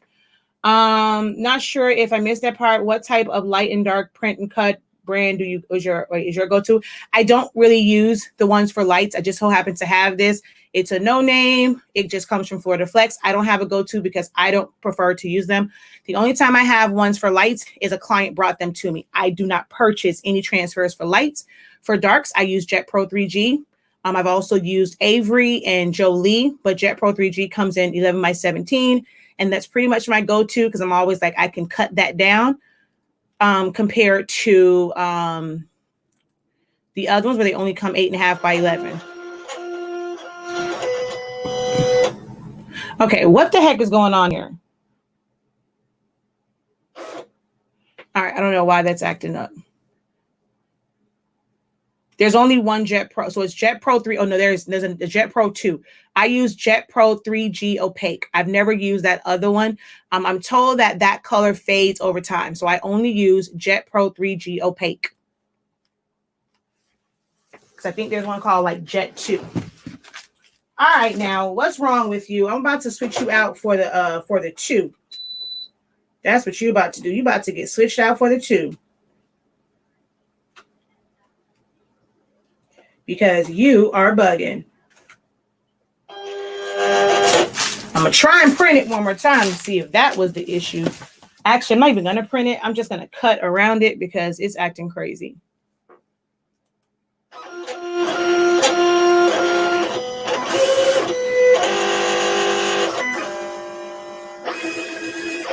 A simple adjustment, and now it works. Just made sure that it was on the line. I just unplugged it, really. Oh, no. It's wrong. It's definitely off.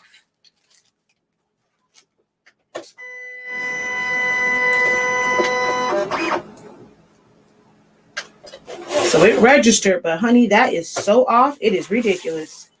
All right, I'm going to do this. I'm going to switch this to this side. It might be my tape over there. It might be too dark. So I'm going to put it on this side to see if maybe it was just that side of my mat. And then I have to move this because it is too close. And I'm going to put a little bit of tape here.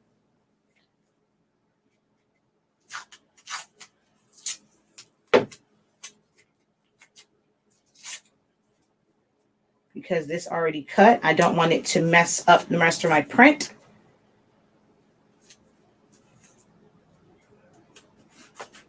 Okay. So let's just see if it was that side of my mat that was acting crazy. Does it say ready? Okay, it says engaged. Let me turn my Bluetooth back on. Let me cancel this print.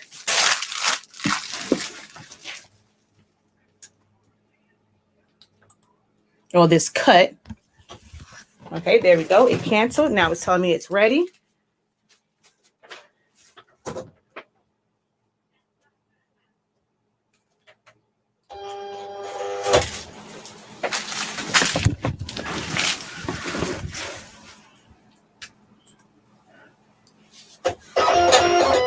Oh, no, it's picking up in the wrong area. What the heck?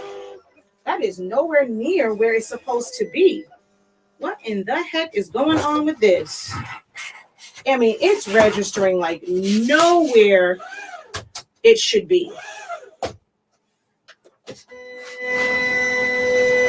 Like that was way, way off.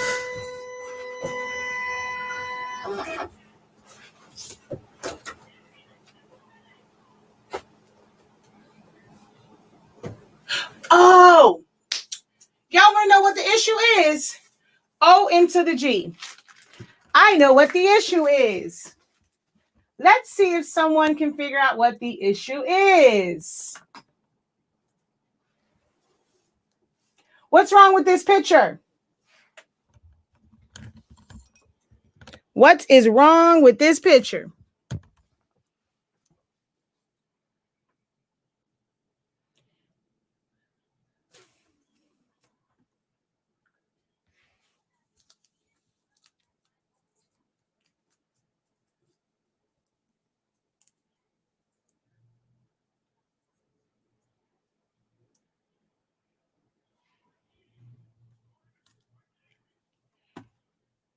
Exactly.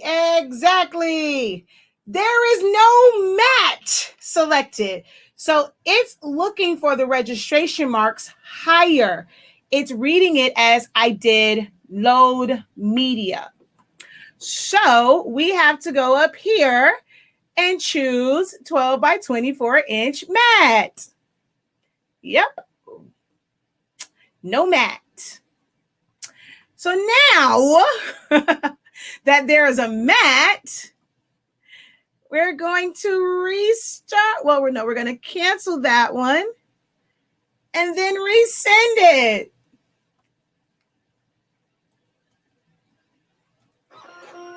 Oh, wait. All right, my bad. I had already loaded it. So I have to now reload it because when I loaded it the first time, it loaded it based off of no mat. So now that a mat is selected, watch how long it takes to load it because it has to account for the extra space. So now we're going to see it's a longer load.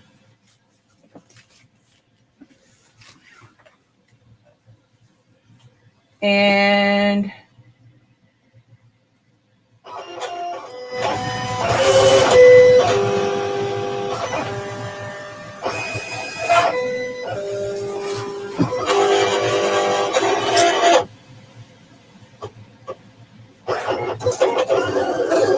no, it's still doing it. Why are you still doing that? Craziness. Okay, this is going to piss me off now. Because I fixed you and you're still cutting wrong. Why is that? Because I fixed you.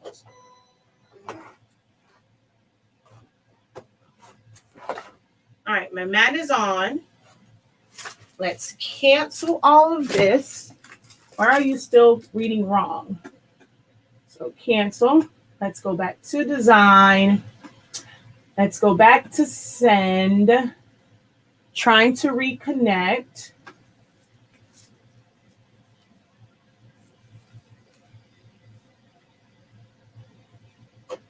There it goes.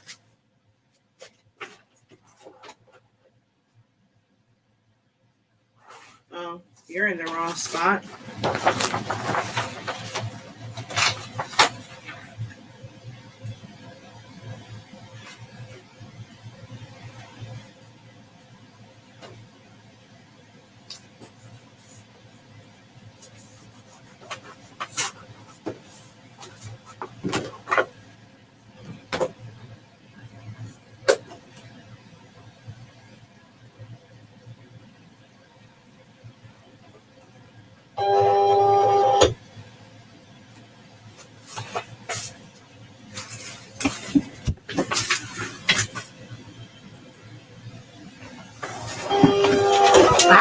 Come on.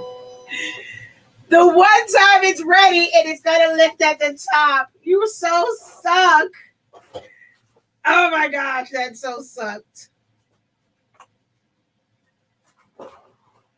It was ready to go and it lifted over there in this corner.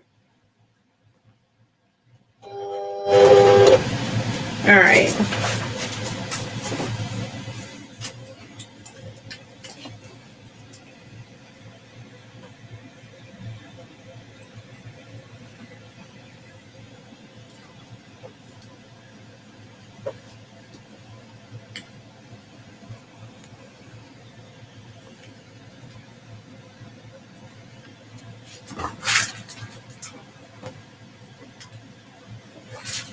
What?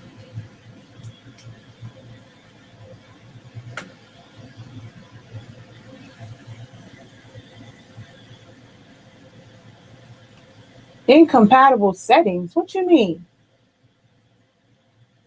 Oh my gosh! Stupid! Ugh. All right, let me put some tape on this. Dang it!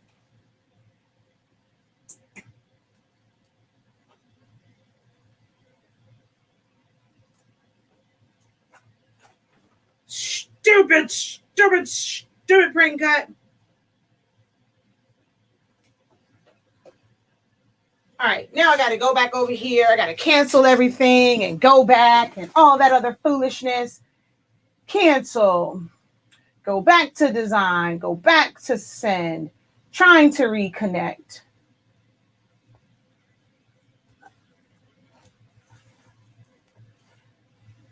Once it reconnects. All right, there we go.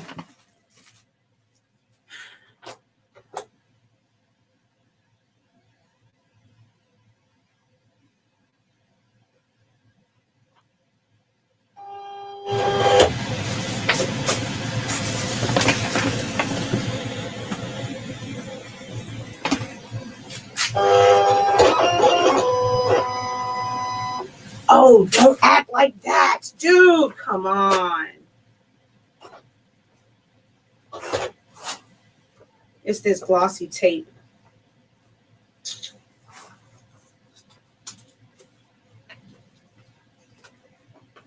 Look, I'm going to need you to stay down. All right, let's do this.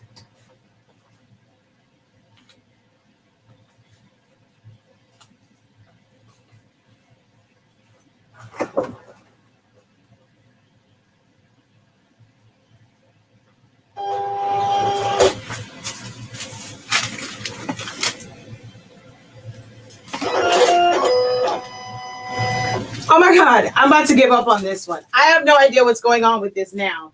This is really starting to bug me now because I have no idea what's wrong with it now.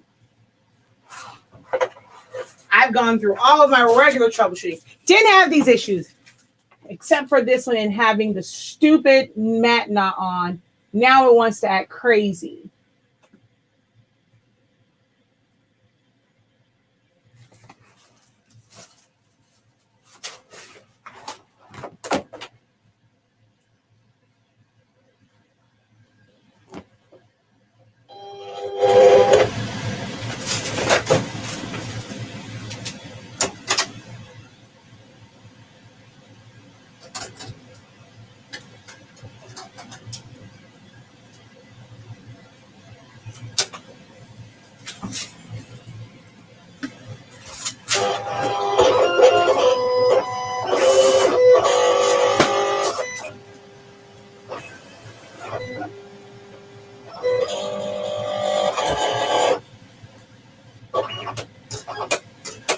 Why are you on auto?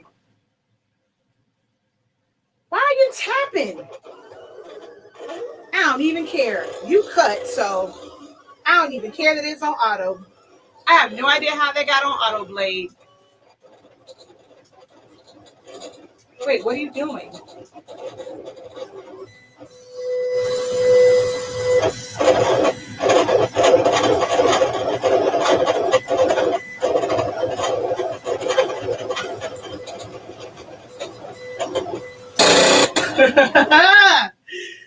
Okay, at least it registered. I'm not going to deal with this. I'm not going to play around with this. I'm going to hand cut the rest of this because this is driving me absolutely insane.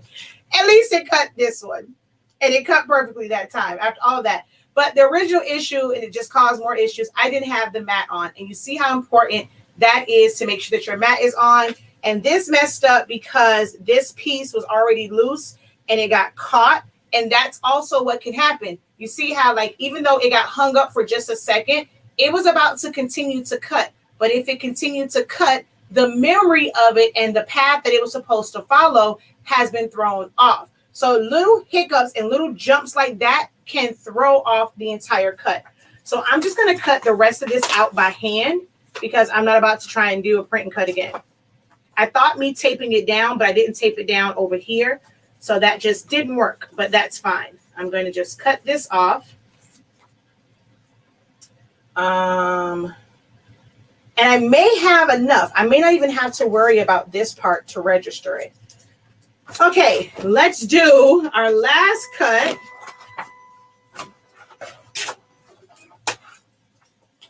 Which is, I need to cut down my easy subli. So we're just going to put this here. Where's my easy subli now that I'm all frustrated? Oh. All right. I don't have my big cutting mat, so I'm just going to fold this in half.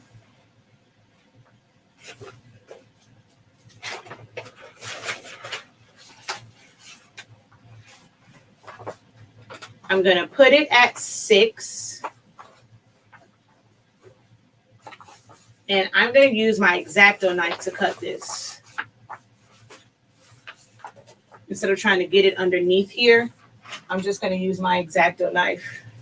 Provided I can find my X-Acto knife, which I can't. That's okay. We're just going to grab this and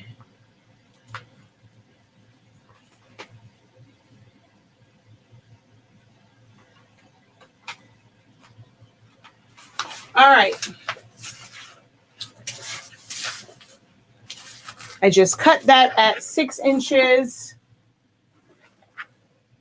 so that I can cut my other piece. So let me just finish cutting this because it didn't cut all the way through. Uh-oh.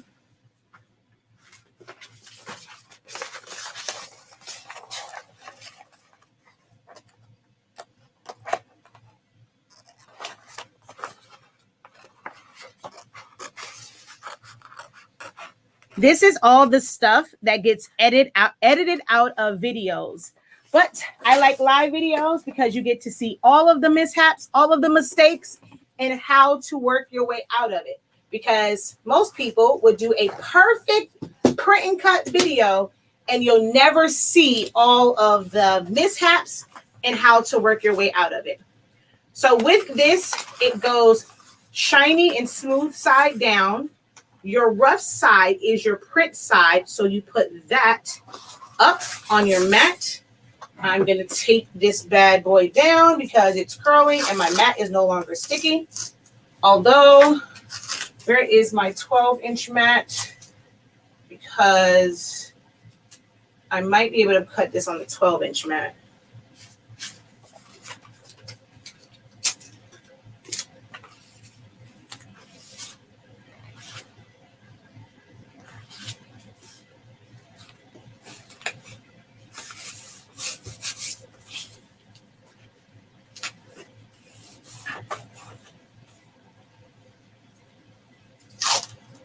And this was one big roll. So I think it's like it's a 17-inch wide roll, I think.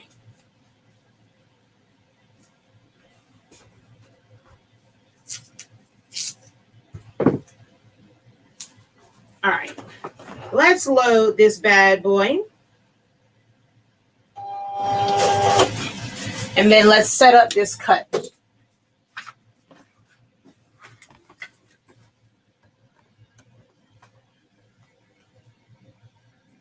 All right, so I can either use the ones that I welded. Like I said, I usually don't.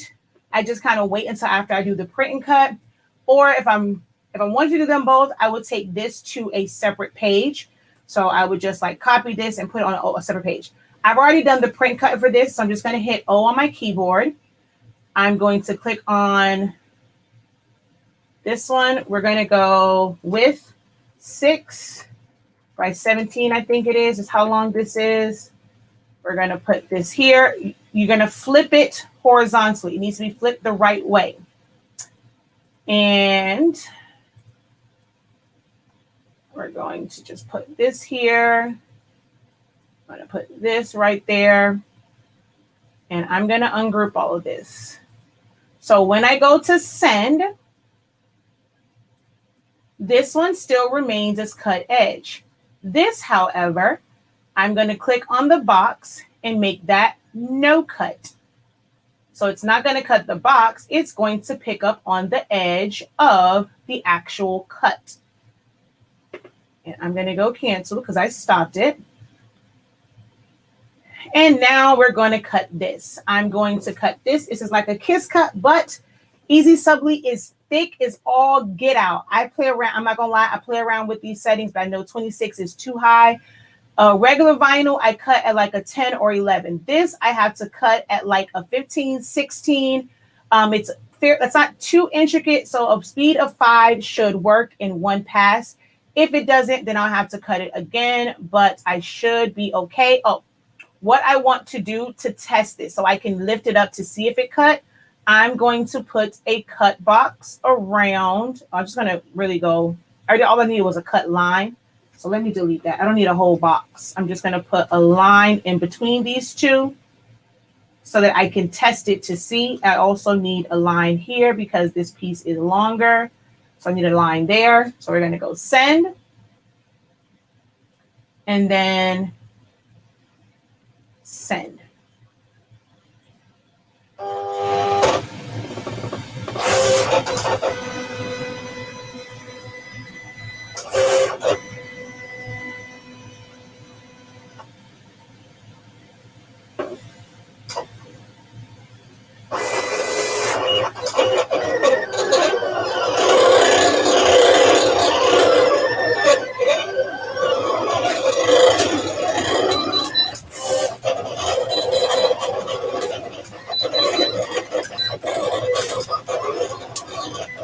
So now it's going to cut that.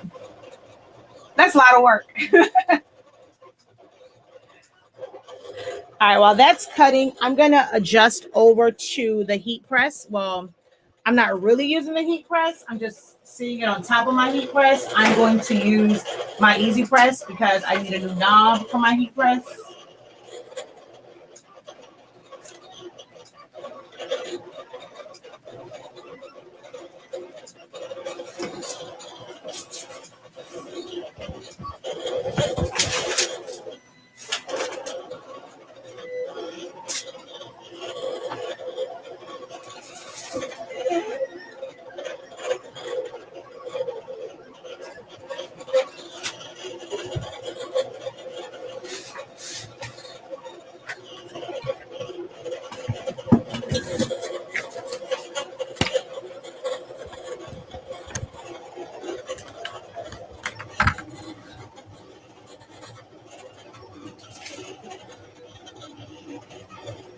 And with all of this madness, let's hope that this cut on the first go.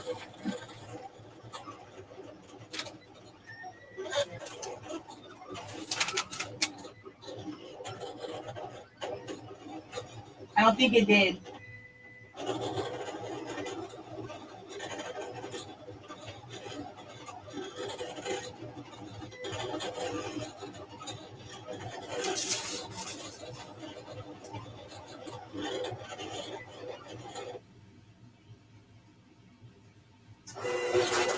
So I don't unload it.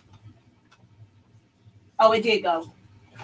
So I never unload. That's how you can send it back through and have it cut and cut in place, is not to unload it.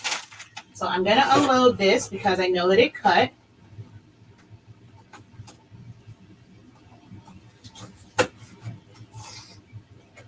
Okay. Maybe it didn't cut. Either that. I didn't realize Easy Subli was that, like, it'll break that easily. Oh, dang. It's just like Jet Pro 3G. It will break super easy. All right. Good thing that this is not for an actual order. This is just for demonstration purposes only. That's kind of janky. All right. I'm going to be careful on this one now that I know that it will rip. I've never had it do that, though, but I've had this sitting for a really long time. I don't know if Easy Subli has a shelf life. Sorry, I had to move my microphone over. I've had this for a really long time. There's actually a stain on one part of it. So I'm not sure if maybe that is what made it rip like that. Because I've never had that happen before when I use this, but this I've had for quite some time. Yeah, see, I've always been able to just pull. I don't know what happened there, unless maybe there was like a stress cut there or something where that pulled off like that. So now I'm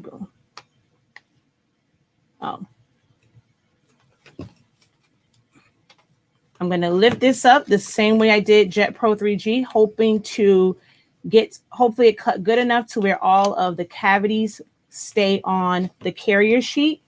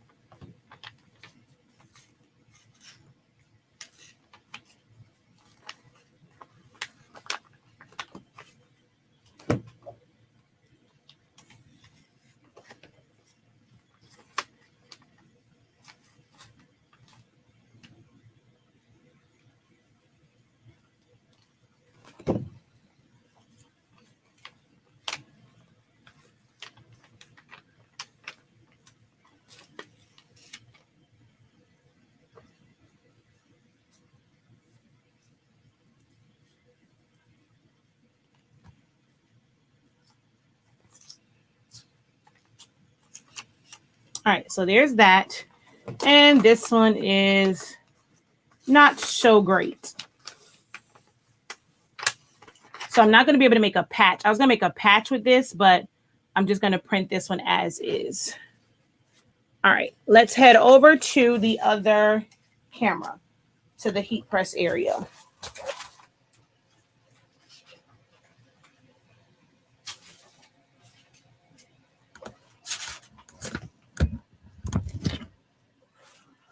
Oh, wait, where are my other transfers? I'm going to need, hold on, let me grab the other transfers first.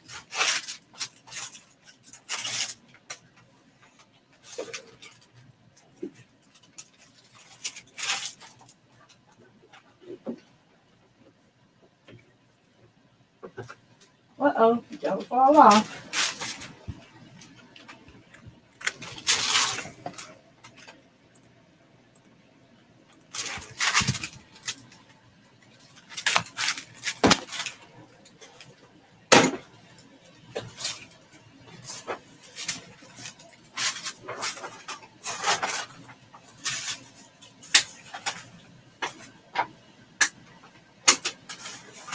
All right, let's start with these because we did them. I'm just going to put them on a shirt. This is just a black shirt. I'm going to put this just in the corner here. It's not for anything. It's just for demo purposes only. So I'm going to put this here, which again, it's not going to quite line up because I did cut it. So what I normally do is a tack press. So, which, you know what, because I'm going to tack it, I can take this down on the top. So let's just put that there.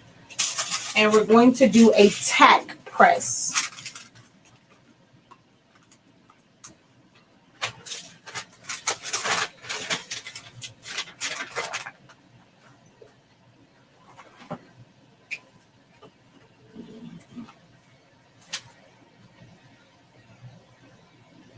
A few seconds, like 1, 2, 3, 4, 5, just to keep it in place and get that part to seal right here. Now, Easy Subli is advertised as a much lower temperature and time, but that is only when you are printing directly to the Easy Subli. When you're doing it this way, you have to press it for as long as it takes for your sublimation paper to release it. So I'm going to line this up.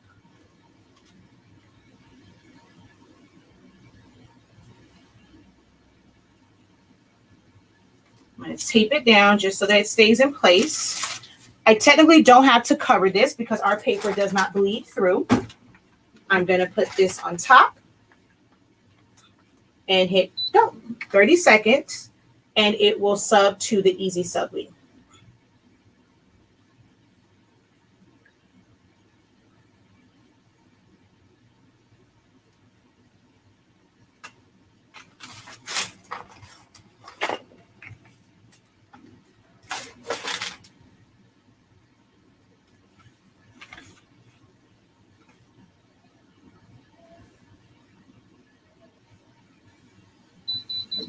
Hold on. I'm going to let this.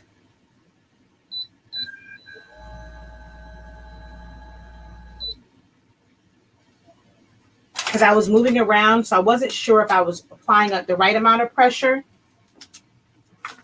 Because I was trying to bring my phone over so I can see the comments.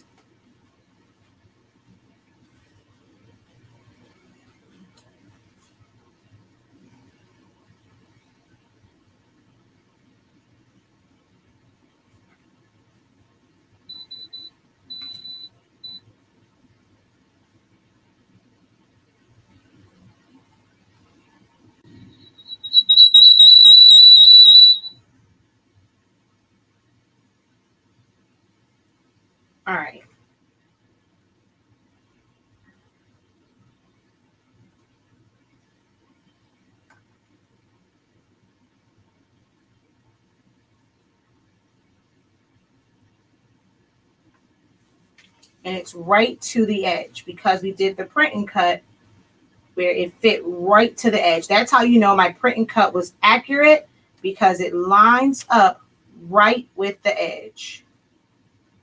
Okay. Now for the next one, I'm going to do a patch. So oh Lord, where did my little piece of my able go? Okay, there it is. Let me double. There we go. You must put this on parchment paper, not butcher paper. You must use parchment paper, just like with the, what's that thing called? Glitter. You must use parchment paper for this. And where in the HE double hockey sticks did the print go?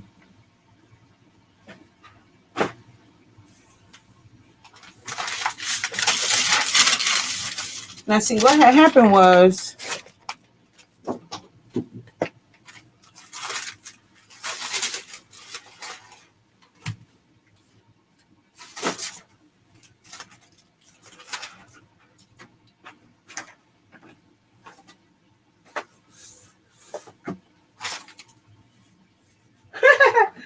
never fails.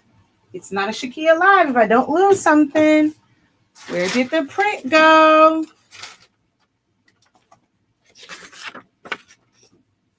It's not alive for me if I don't lose something. And now I don't know where the print went.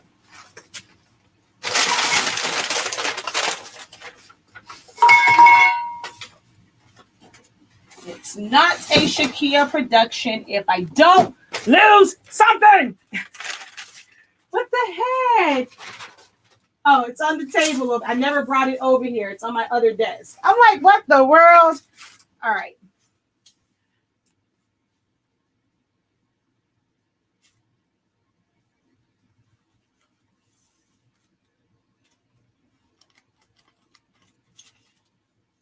I'm going to take this and I'm going to put it on here because it's separated. And I'm going to use a little bit of heat tape.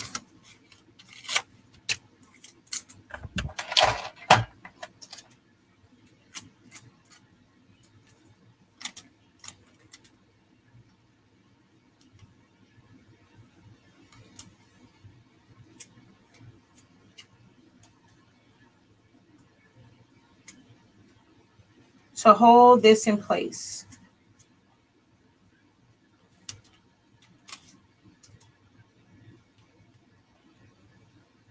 Only because that's separated. Now, everything else, like I said, I have enough room on this where I don't have to worry so much about the positioning of it. Like, even though this part didn't cut, I have enough down here. I have this little piece here. I have just a small piece here. So I'm going to flip this over and I'm going to line it up with those areas. So let's see if I can get it to line up. Okay, this is too small. I'm going to probably have to just do it on the back and then tape it and then flip it. But I have just enough area where I can, if I tack this, it would be even better. So let me do that. Let me just, at first I was going to try and create a patch, but this is too small. My goal was to create the patch with this one and press this one, but I tried to reverse it. But I'm going to have to do this one on the shirt also.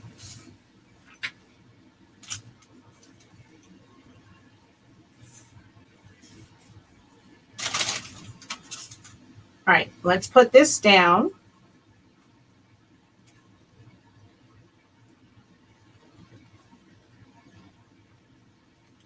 Put everything in place.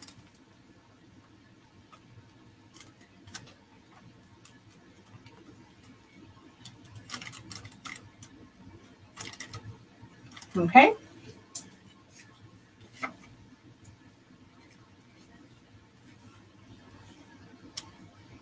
I'm going to tack this part down first before I do the last part of it. And this is why you want to, if you don't have a carrier sheet to do it, you don't want to have anything that's separated because it's going to be a lot harder. Like it's going to take more steps. So let's just do a quick tack on this. 1, 2, 3, 4, 5. Okay, so that's down.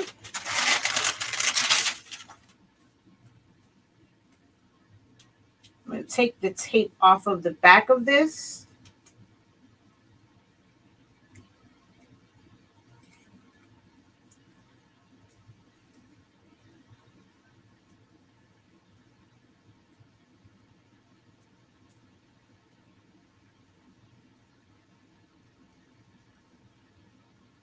And heat tape is non-stick. If you haven't seen my other ones, if I would have pressed it, it wouldn't have been an issue. So I'm going to line this up based off of the parts that are here that I can line up. And then this one, I'm going to sneak it in there and use probably my, what's that thing called? My weeding tool to get this to line up. Where's my weeding tool? So I can try and get that to line up. And luckily, this part is still connected and it's not an individual A, an individual B. All right. I'm going to try and do it this way. I'm going to put it on there, line it up, use my weeding tool to kind of hold it in place, slowly drop it down, and pull my weeding tool out without, nope, that didn't work. All right, let's see. How can we get this to work?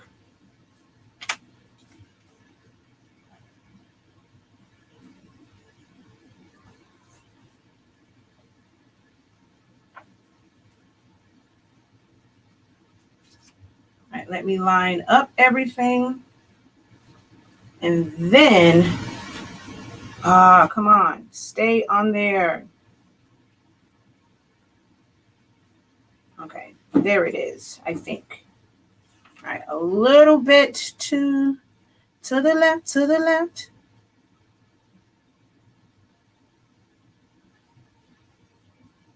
All right, there we go.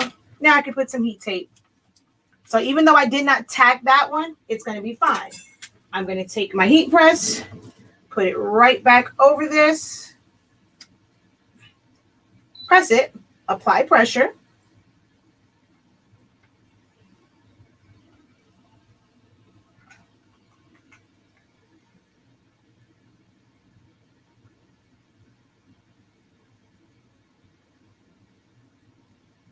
Yay! Awesome!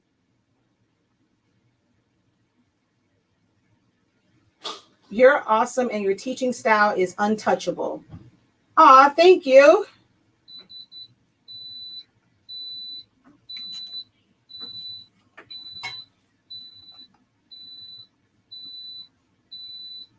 Oh, hush.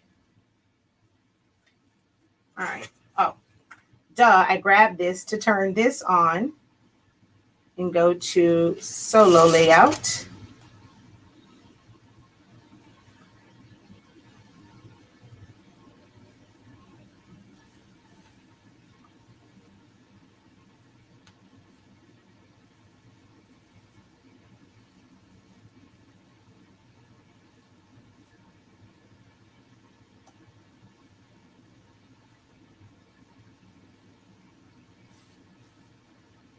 All right, so there's that one. She says, yes, untouchable. I wanted to do this for a year. All right, so those are done. And we're also going to do, let's see. Let's put this one in the middle, just so that you can see. I'm going to go below the collar because I don't want to have to put a pressing pillow.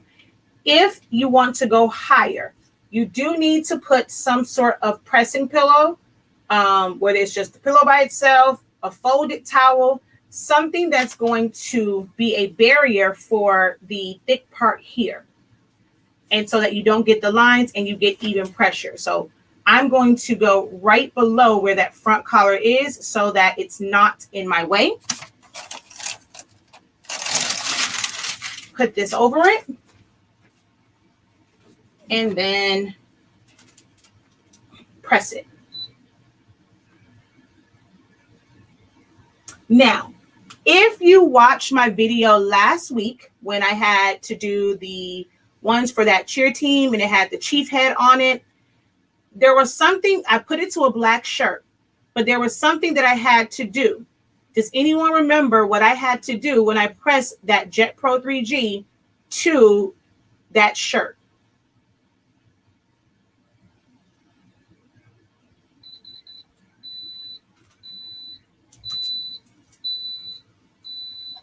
Is there anyone that remembers what I had to do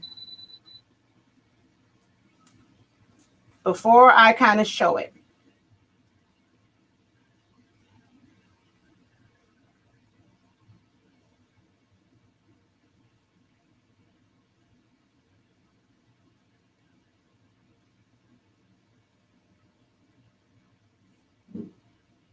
Anyone? I did the shirts last week. They were print cuts. They were a black shirt. And I said that I had to do something to it because of a certain reason. What happened? Yeah. What happened? Oh.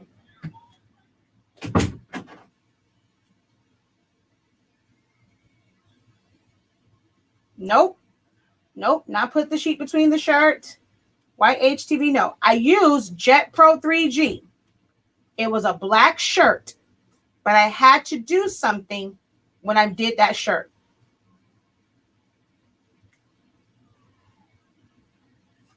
I got to find my circle cutter for even. So let me wrap this up. That shirt that I did last week had polyester. It was only like 3% or 1% polyester. And I said, whenever you have a shirt that has even 1% polyester, this has no dye block, no dye migration block. So the dye from the black will come through and it will turn the color of the transfer. So when I was pressing that, I had to do it in small bursts, let it cool, press it again, let it cool. If I did not do that, the black would have bled through and the white areas would appear gray. This is a 100% cotton shirt. I did not lift it up. I let it go for the 30 seconds.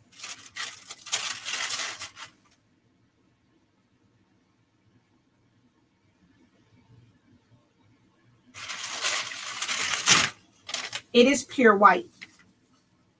Cotton does not bleed. There is no dye migration with cotton. So you don't have to worry about that. That's why these are ideally made to put designs on colored cotton items, not polyester. Even Easy Subli, it does not have dye migration block. So you have to put it down in burst. That's why I wanted to show the patch.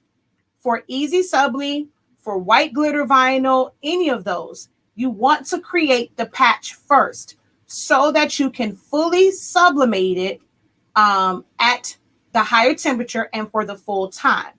Then you will take your heat press, take it down to like under like 300 and then press that. That lower temperature will keep the dye from the polyester shirt from bleeding out and migrating through your transfer. Cotton is not an issue. Only when you have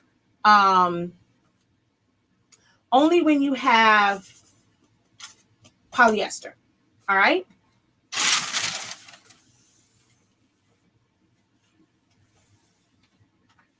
All right, let's go ahead and go to the white shirt. So we can do the ones for whites.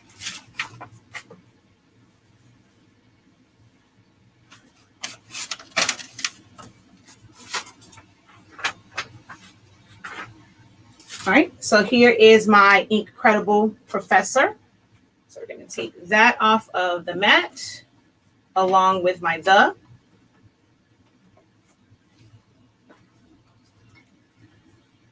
We're going to flip this and put it here. So this is why you have to mirror it. You saw it with the dark transfer, I peeled it away. You don't peel off anything when it comes to this. The entire thing goes onto your shirt or your fabric.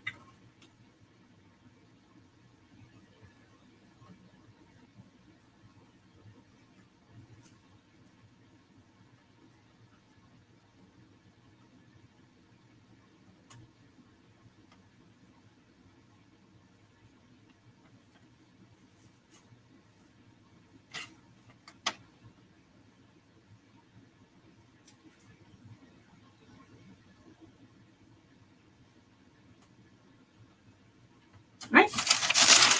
You really don't need the parchment paper. I still recommend putting it there. 350 to 375, 30 seconds. I'm team 365, so my heat press usually never comes off of 365.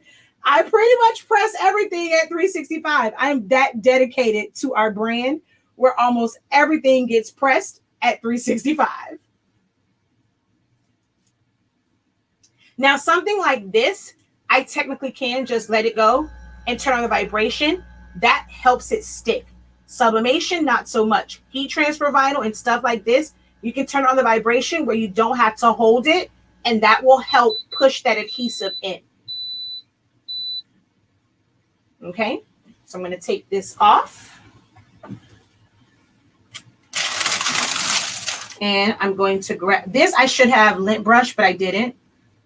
Cotton shirts, you want to lint brush. So now we're going to peel up the transfer. Oh, wait, let's see. It didn't stick over there. Let's see, did it stick here?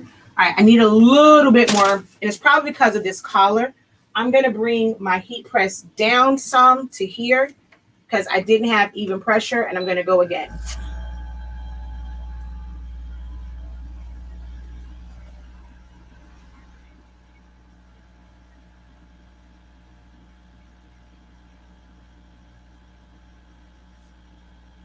She says, I remember now.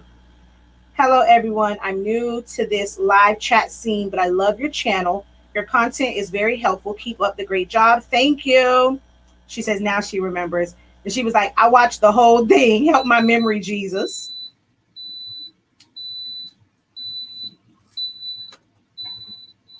I didn't mean for it to go the full 30 seconds again. Oh, I need to let this cool some. She says, ooh-wee, I have an entire roll of Easy Subli and I'm afraid of it. But a friend of mine wants her logo on some colored tank tops. I guess I'll practice with hers. Yikes. All right.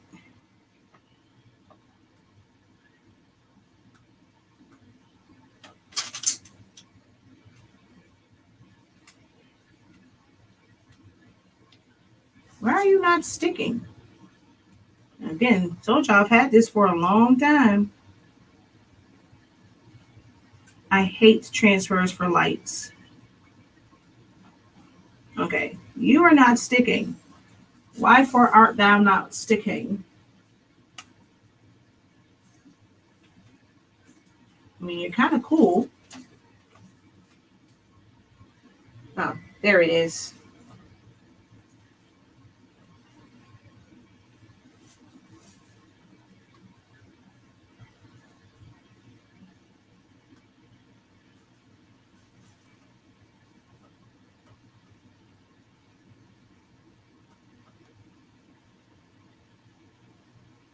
All right.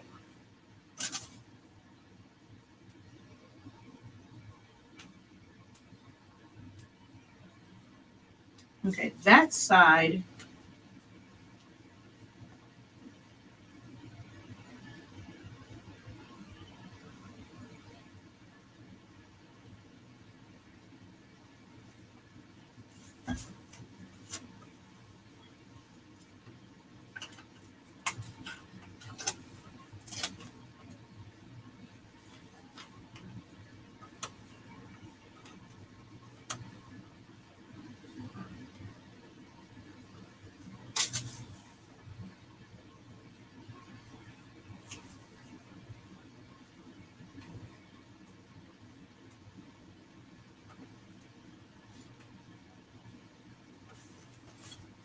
All right, and then I normally press back over it just to make sure that it's set in.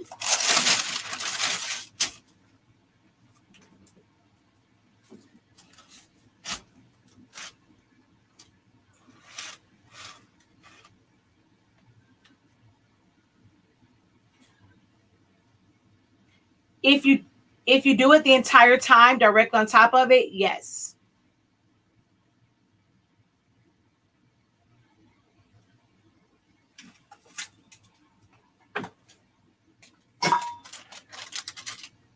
Oh, I keep forgetting to let this cool. The reason why you have to let it cool, I'm going to show you guys the film. It is a thin film. So the adhesive almost kind of comes through it. So if you pull it away too soon before the adhesive hardens again, it's going to lift up, or like you saw in the beginning, it's going to stick to the carrier sheet.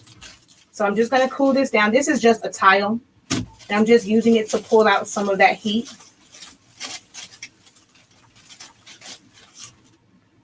You can use a Teflon also. So I'll pull this away, and now that's technically ready to go. I'm going to show you how this looks, but let's do the next one.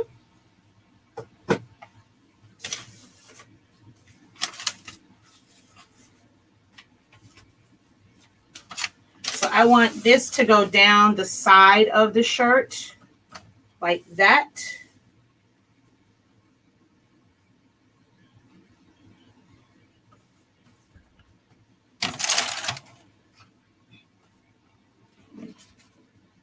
And I'm going to have to press this twice.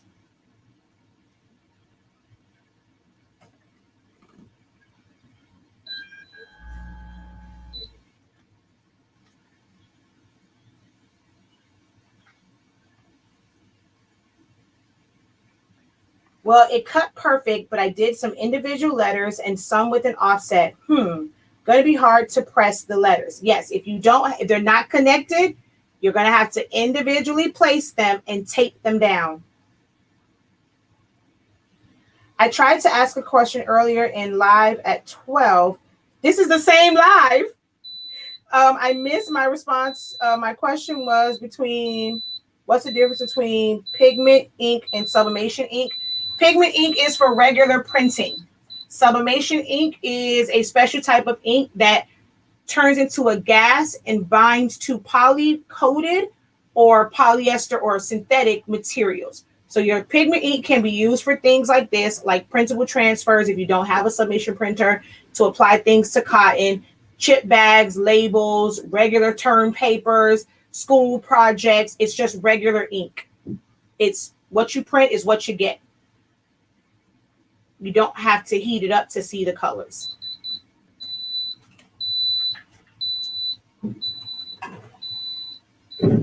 So we're going to let this cool. While that cools down, I'm going to just put this design on the back. And that is, so here's the big difference. That one, the whole thing goes down. This one, you pull it off of the backing and you put the whole thing down.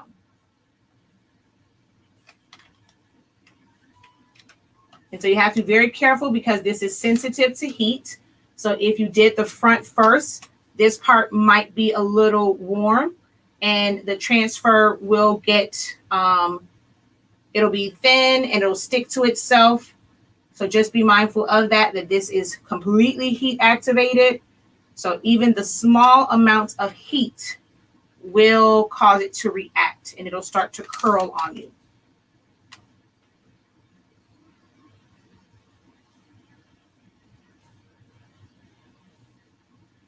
All right. But you put this down front side up. You don't mirror this one.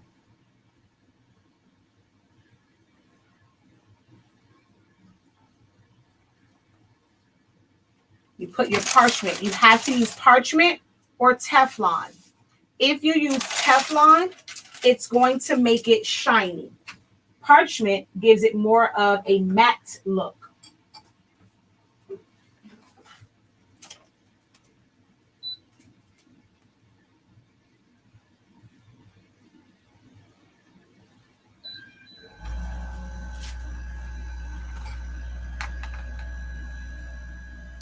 Do you have to use light transfer paper for light color shirts? No, I prefer to use transfers for darks for my white shirts.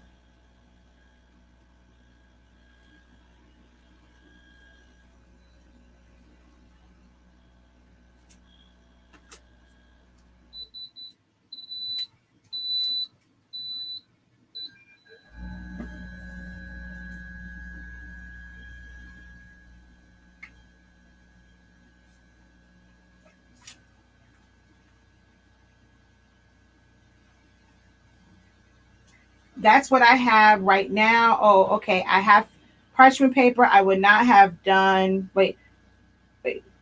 I would have not done that to, I would have not done that. You said it 20 times. Oh, I had to slow down and read that one. Me too. I just like the dark better. Yeah, I prefer the dark.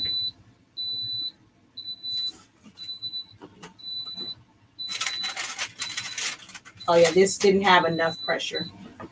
And how you, okay, I'll show you how I know it doesn't have enough pressure. Oh yeah, this side didn't either. So I guess the vibration doesn't work on this one. I'm going to show you how you know it's not enough pressure. You see that? That means that it wasn't enough pressure. This is how it should look. Where it was overlapped, you see how that's smooth? Over here, it's not. So we're going to press that again.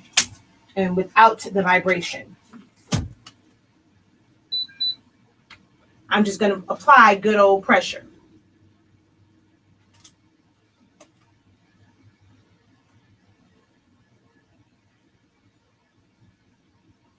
I'm going to do half and half. So 15 and then 15. Oh, it's still not. Yeah, easy press. This one might be too big. I probably should have used a smaller one because the seams are messing with this. So what I'm going to do is grab one of my pressing pillows. Oh, I completely forgot parchment paper underneath, y'all. I completely forgot to put parchment paper underneath. This is butcher paper. You gotta still protect it when you flip it over. Oh my gosh, I completely forgot. All right. I'm frustrated now. Look what happened. Good thing this was just a tester shirt. You have to always protect it. It can't, remember what I said, it's very thin. So as soon as you heat it back up, that adhesive melts again. And so now it came off onto here. This is why I don't like transfers for lights. But this is the one for darks. And this one was protected, so it has no issues. So we're just going to peel this off. I'm not going to press it the second time because the front of this is messed up anyway. See, but it works out because hopefully this will help you guys avoid some of those. Even though I knew better, I still did it. So the person that said they're afraid to mess up, There's really no way. Like, things can happen and you forget certain things and stuff will just mess up. I mean, something that I saw this paper and I was not thinking that it was about the fact that it was not parchment paper.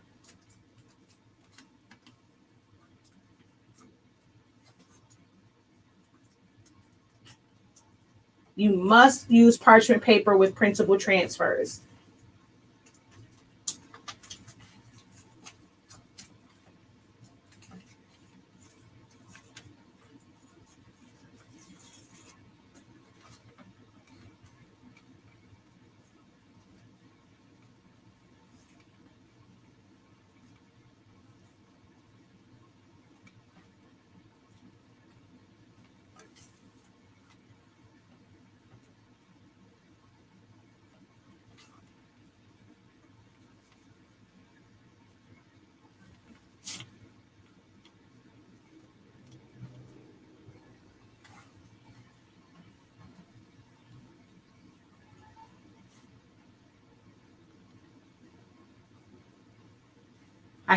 I hate transfers for lights. All right, we're going to transfer back over to the other camera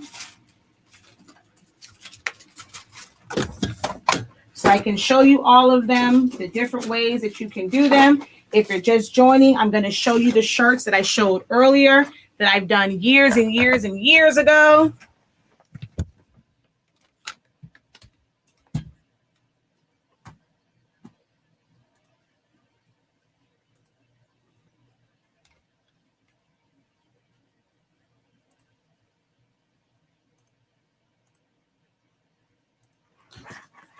All right. So here is the mistake again. So that's what happened when you don't use parchment paper. But here's the thing about these types of transfers. No matter what kind you use, it does not matter. I promise you it doesn't matter. Someone says, oh, it doesn't happen with that. It will happen because it is a film. The minute you wash it or it stretches, that's what's going to happen. It will go back, but it creates cracks. It's not going to come off if it's not heated, but it will create cracks. Once you wash it, you will see those cracks. The color will never fade, but you will see cracks. So like on this one, it's nice and smooth, but as you wash it or if it's stretched, the cracks will come. They seem like they're not there, but they will come. This cracks. No matter what you do, it will crack. Whereas the ones for darks never cracks. Never. Because it is a thick, opaque material. It's not a film. This, where did it go?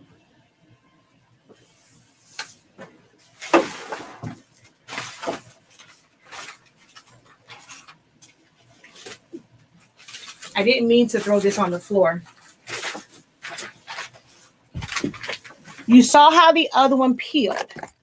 If you try to peel this up, you'll never get it to peel up like cleanly. You don't take this and pull this off. I mean, you can somewhat do it, but if you do this, I'm going to show you how this material is made. If I do this, you see the crack? It is designed to crack. You see how you see straight through it? It is a film. I can actually scrape this off. This part here, I can scrape it off. And it's now in the front. It's now completely white. It's not like the dark ones. That is solid.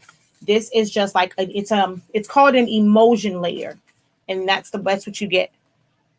So it will always, always crack when it comes to the ones for lights.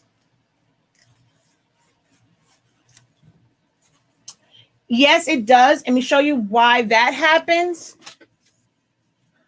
Pigment ink. So if you've ever seen anyone go and they're like, oh, I brought sublimation ink. I pressed it.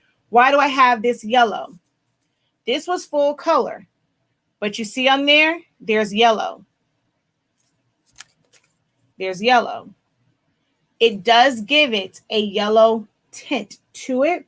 And then depending on if your shirt is super, super white or not, you will see that like that emulsion layer, you'll kind of see it. And it does kind of change the tint of it a little bit.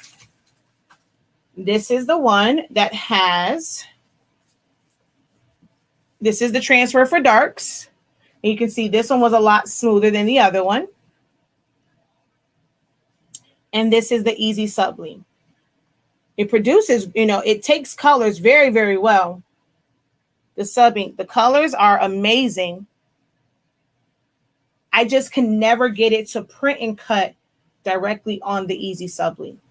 So I always do it this method where I cut it first and do it just like glitter heat transfer vinyl. If you are just joining, some of the shirts that I have done.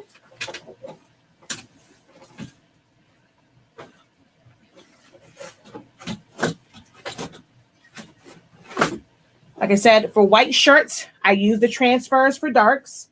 So the Hello Kitty, Kristen's, and the 6 is the transfers for darks. And the Celebrate and the word big is heat transfer vinyl.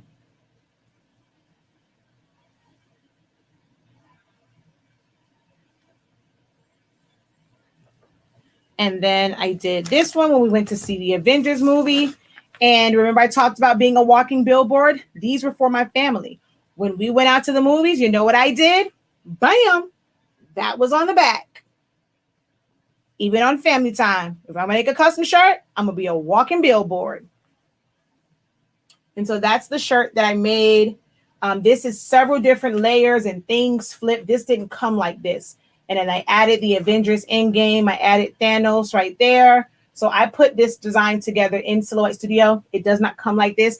And that brings up another point. Sometimes you will see designs. I see people go and someone will post a shirt. Oh my gosh, I can't find this SVG or I can't find this PNG. Has anyone seen it? You may never, ever see it because somebody who's like me will put a design together. I'm not selling this. I made it for myself. So you can scour the internet. You might find the pieces for this, but you're not going to find it arranged like this because I arranged it myself. So every design that you see within groups, you do Google searches, you might see them on a shirt or somewhere, but you're not going to find the SVG, the PNG, the JPEG, or anything like that, because somewhere there's a graphic designer or just someone who lays out their own design to design it themselves. And you're never going to find that file to purchase or to copy and paste or to download.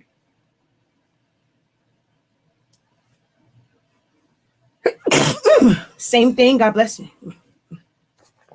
Same thing with this one. You may find the Mickey. You'll find the Animal Kingdom logo, but you're not going to find it with the animals and Our First Animal Kingdom Family Adventure. So like you're not going to find this design all together like this. So I may have posted pictures, someone will screenshot it. Hey, anyone know I can find this design? You're not going to find it because I never sold it as a digital file. It's something that I made just for us.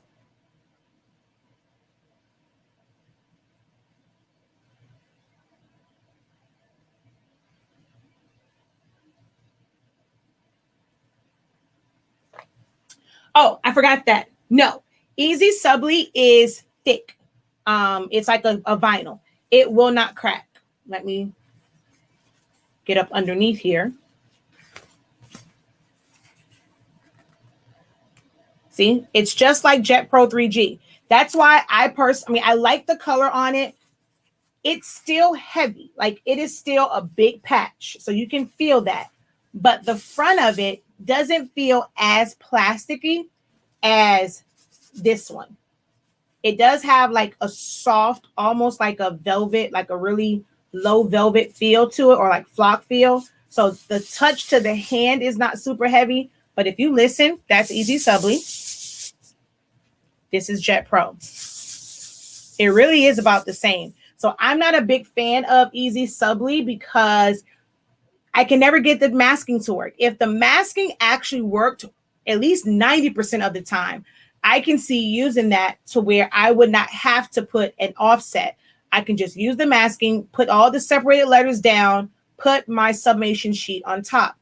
But the fact that I can never really get the masking to work and I'm normally making like a patch or like a solid one, why waste the money? I might as well just save some money and use this because it's going to still produce amazing colors.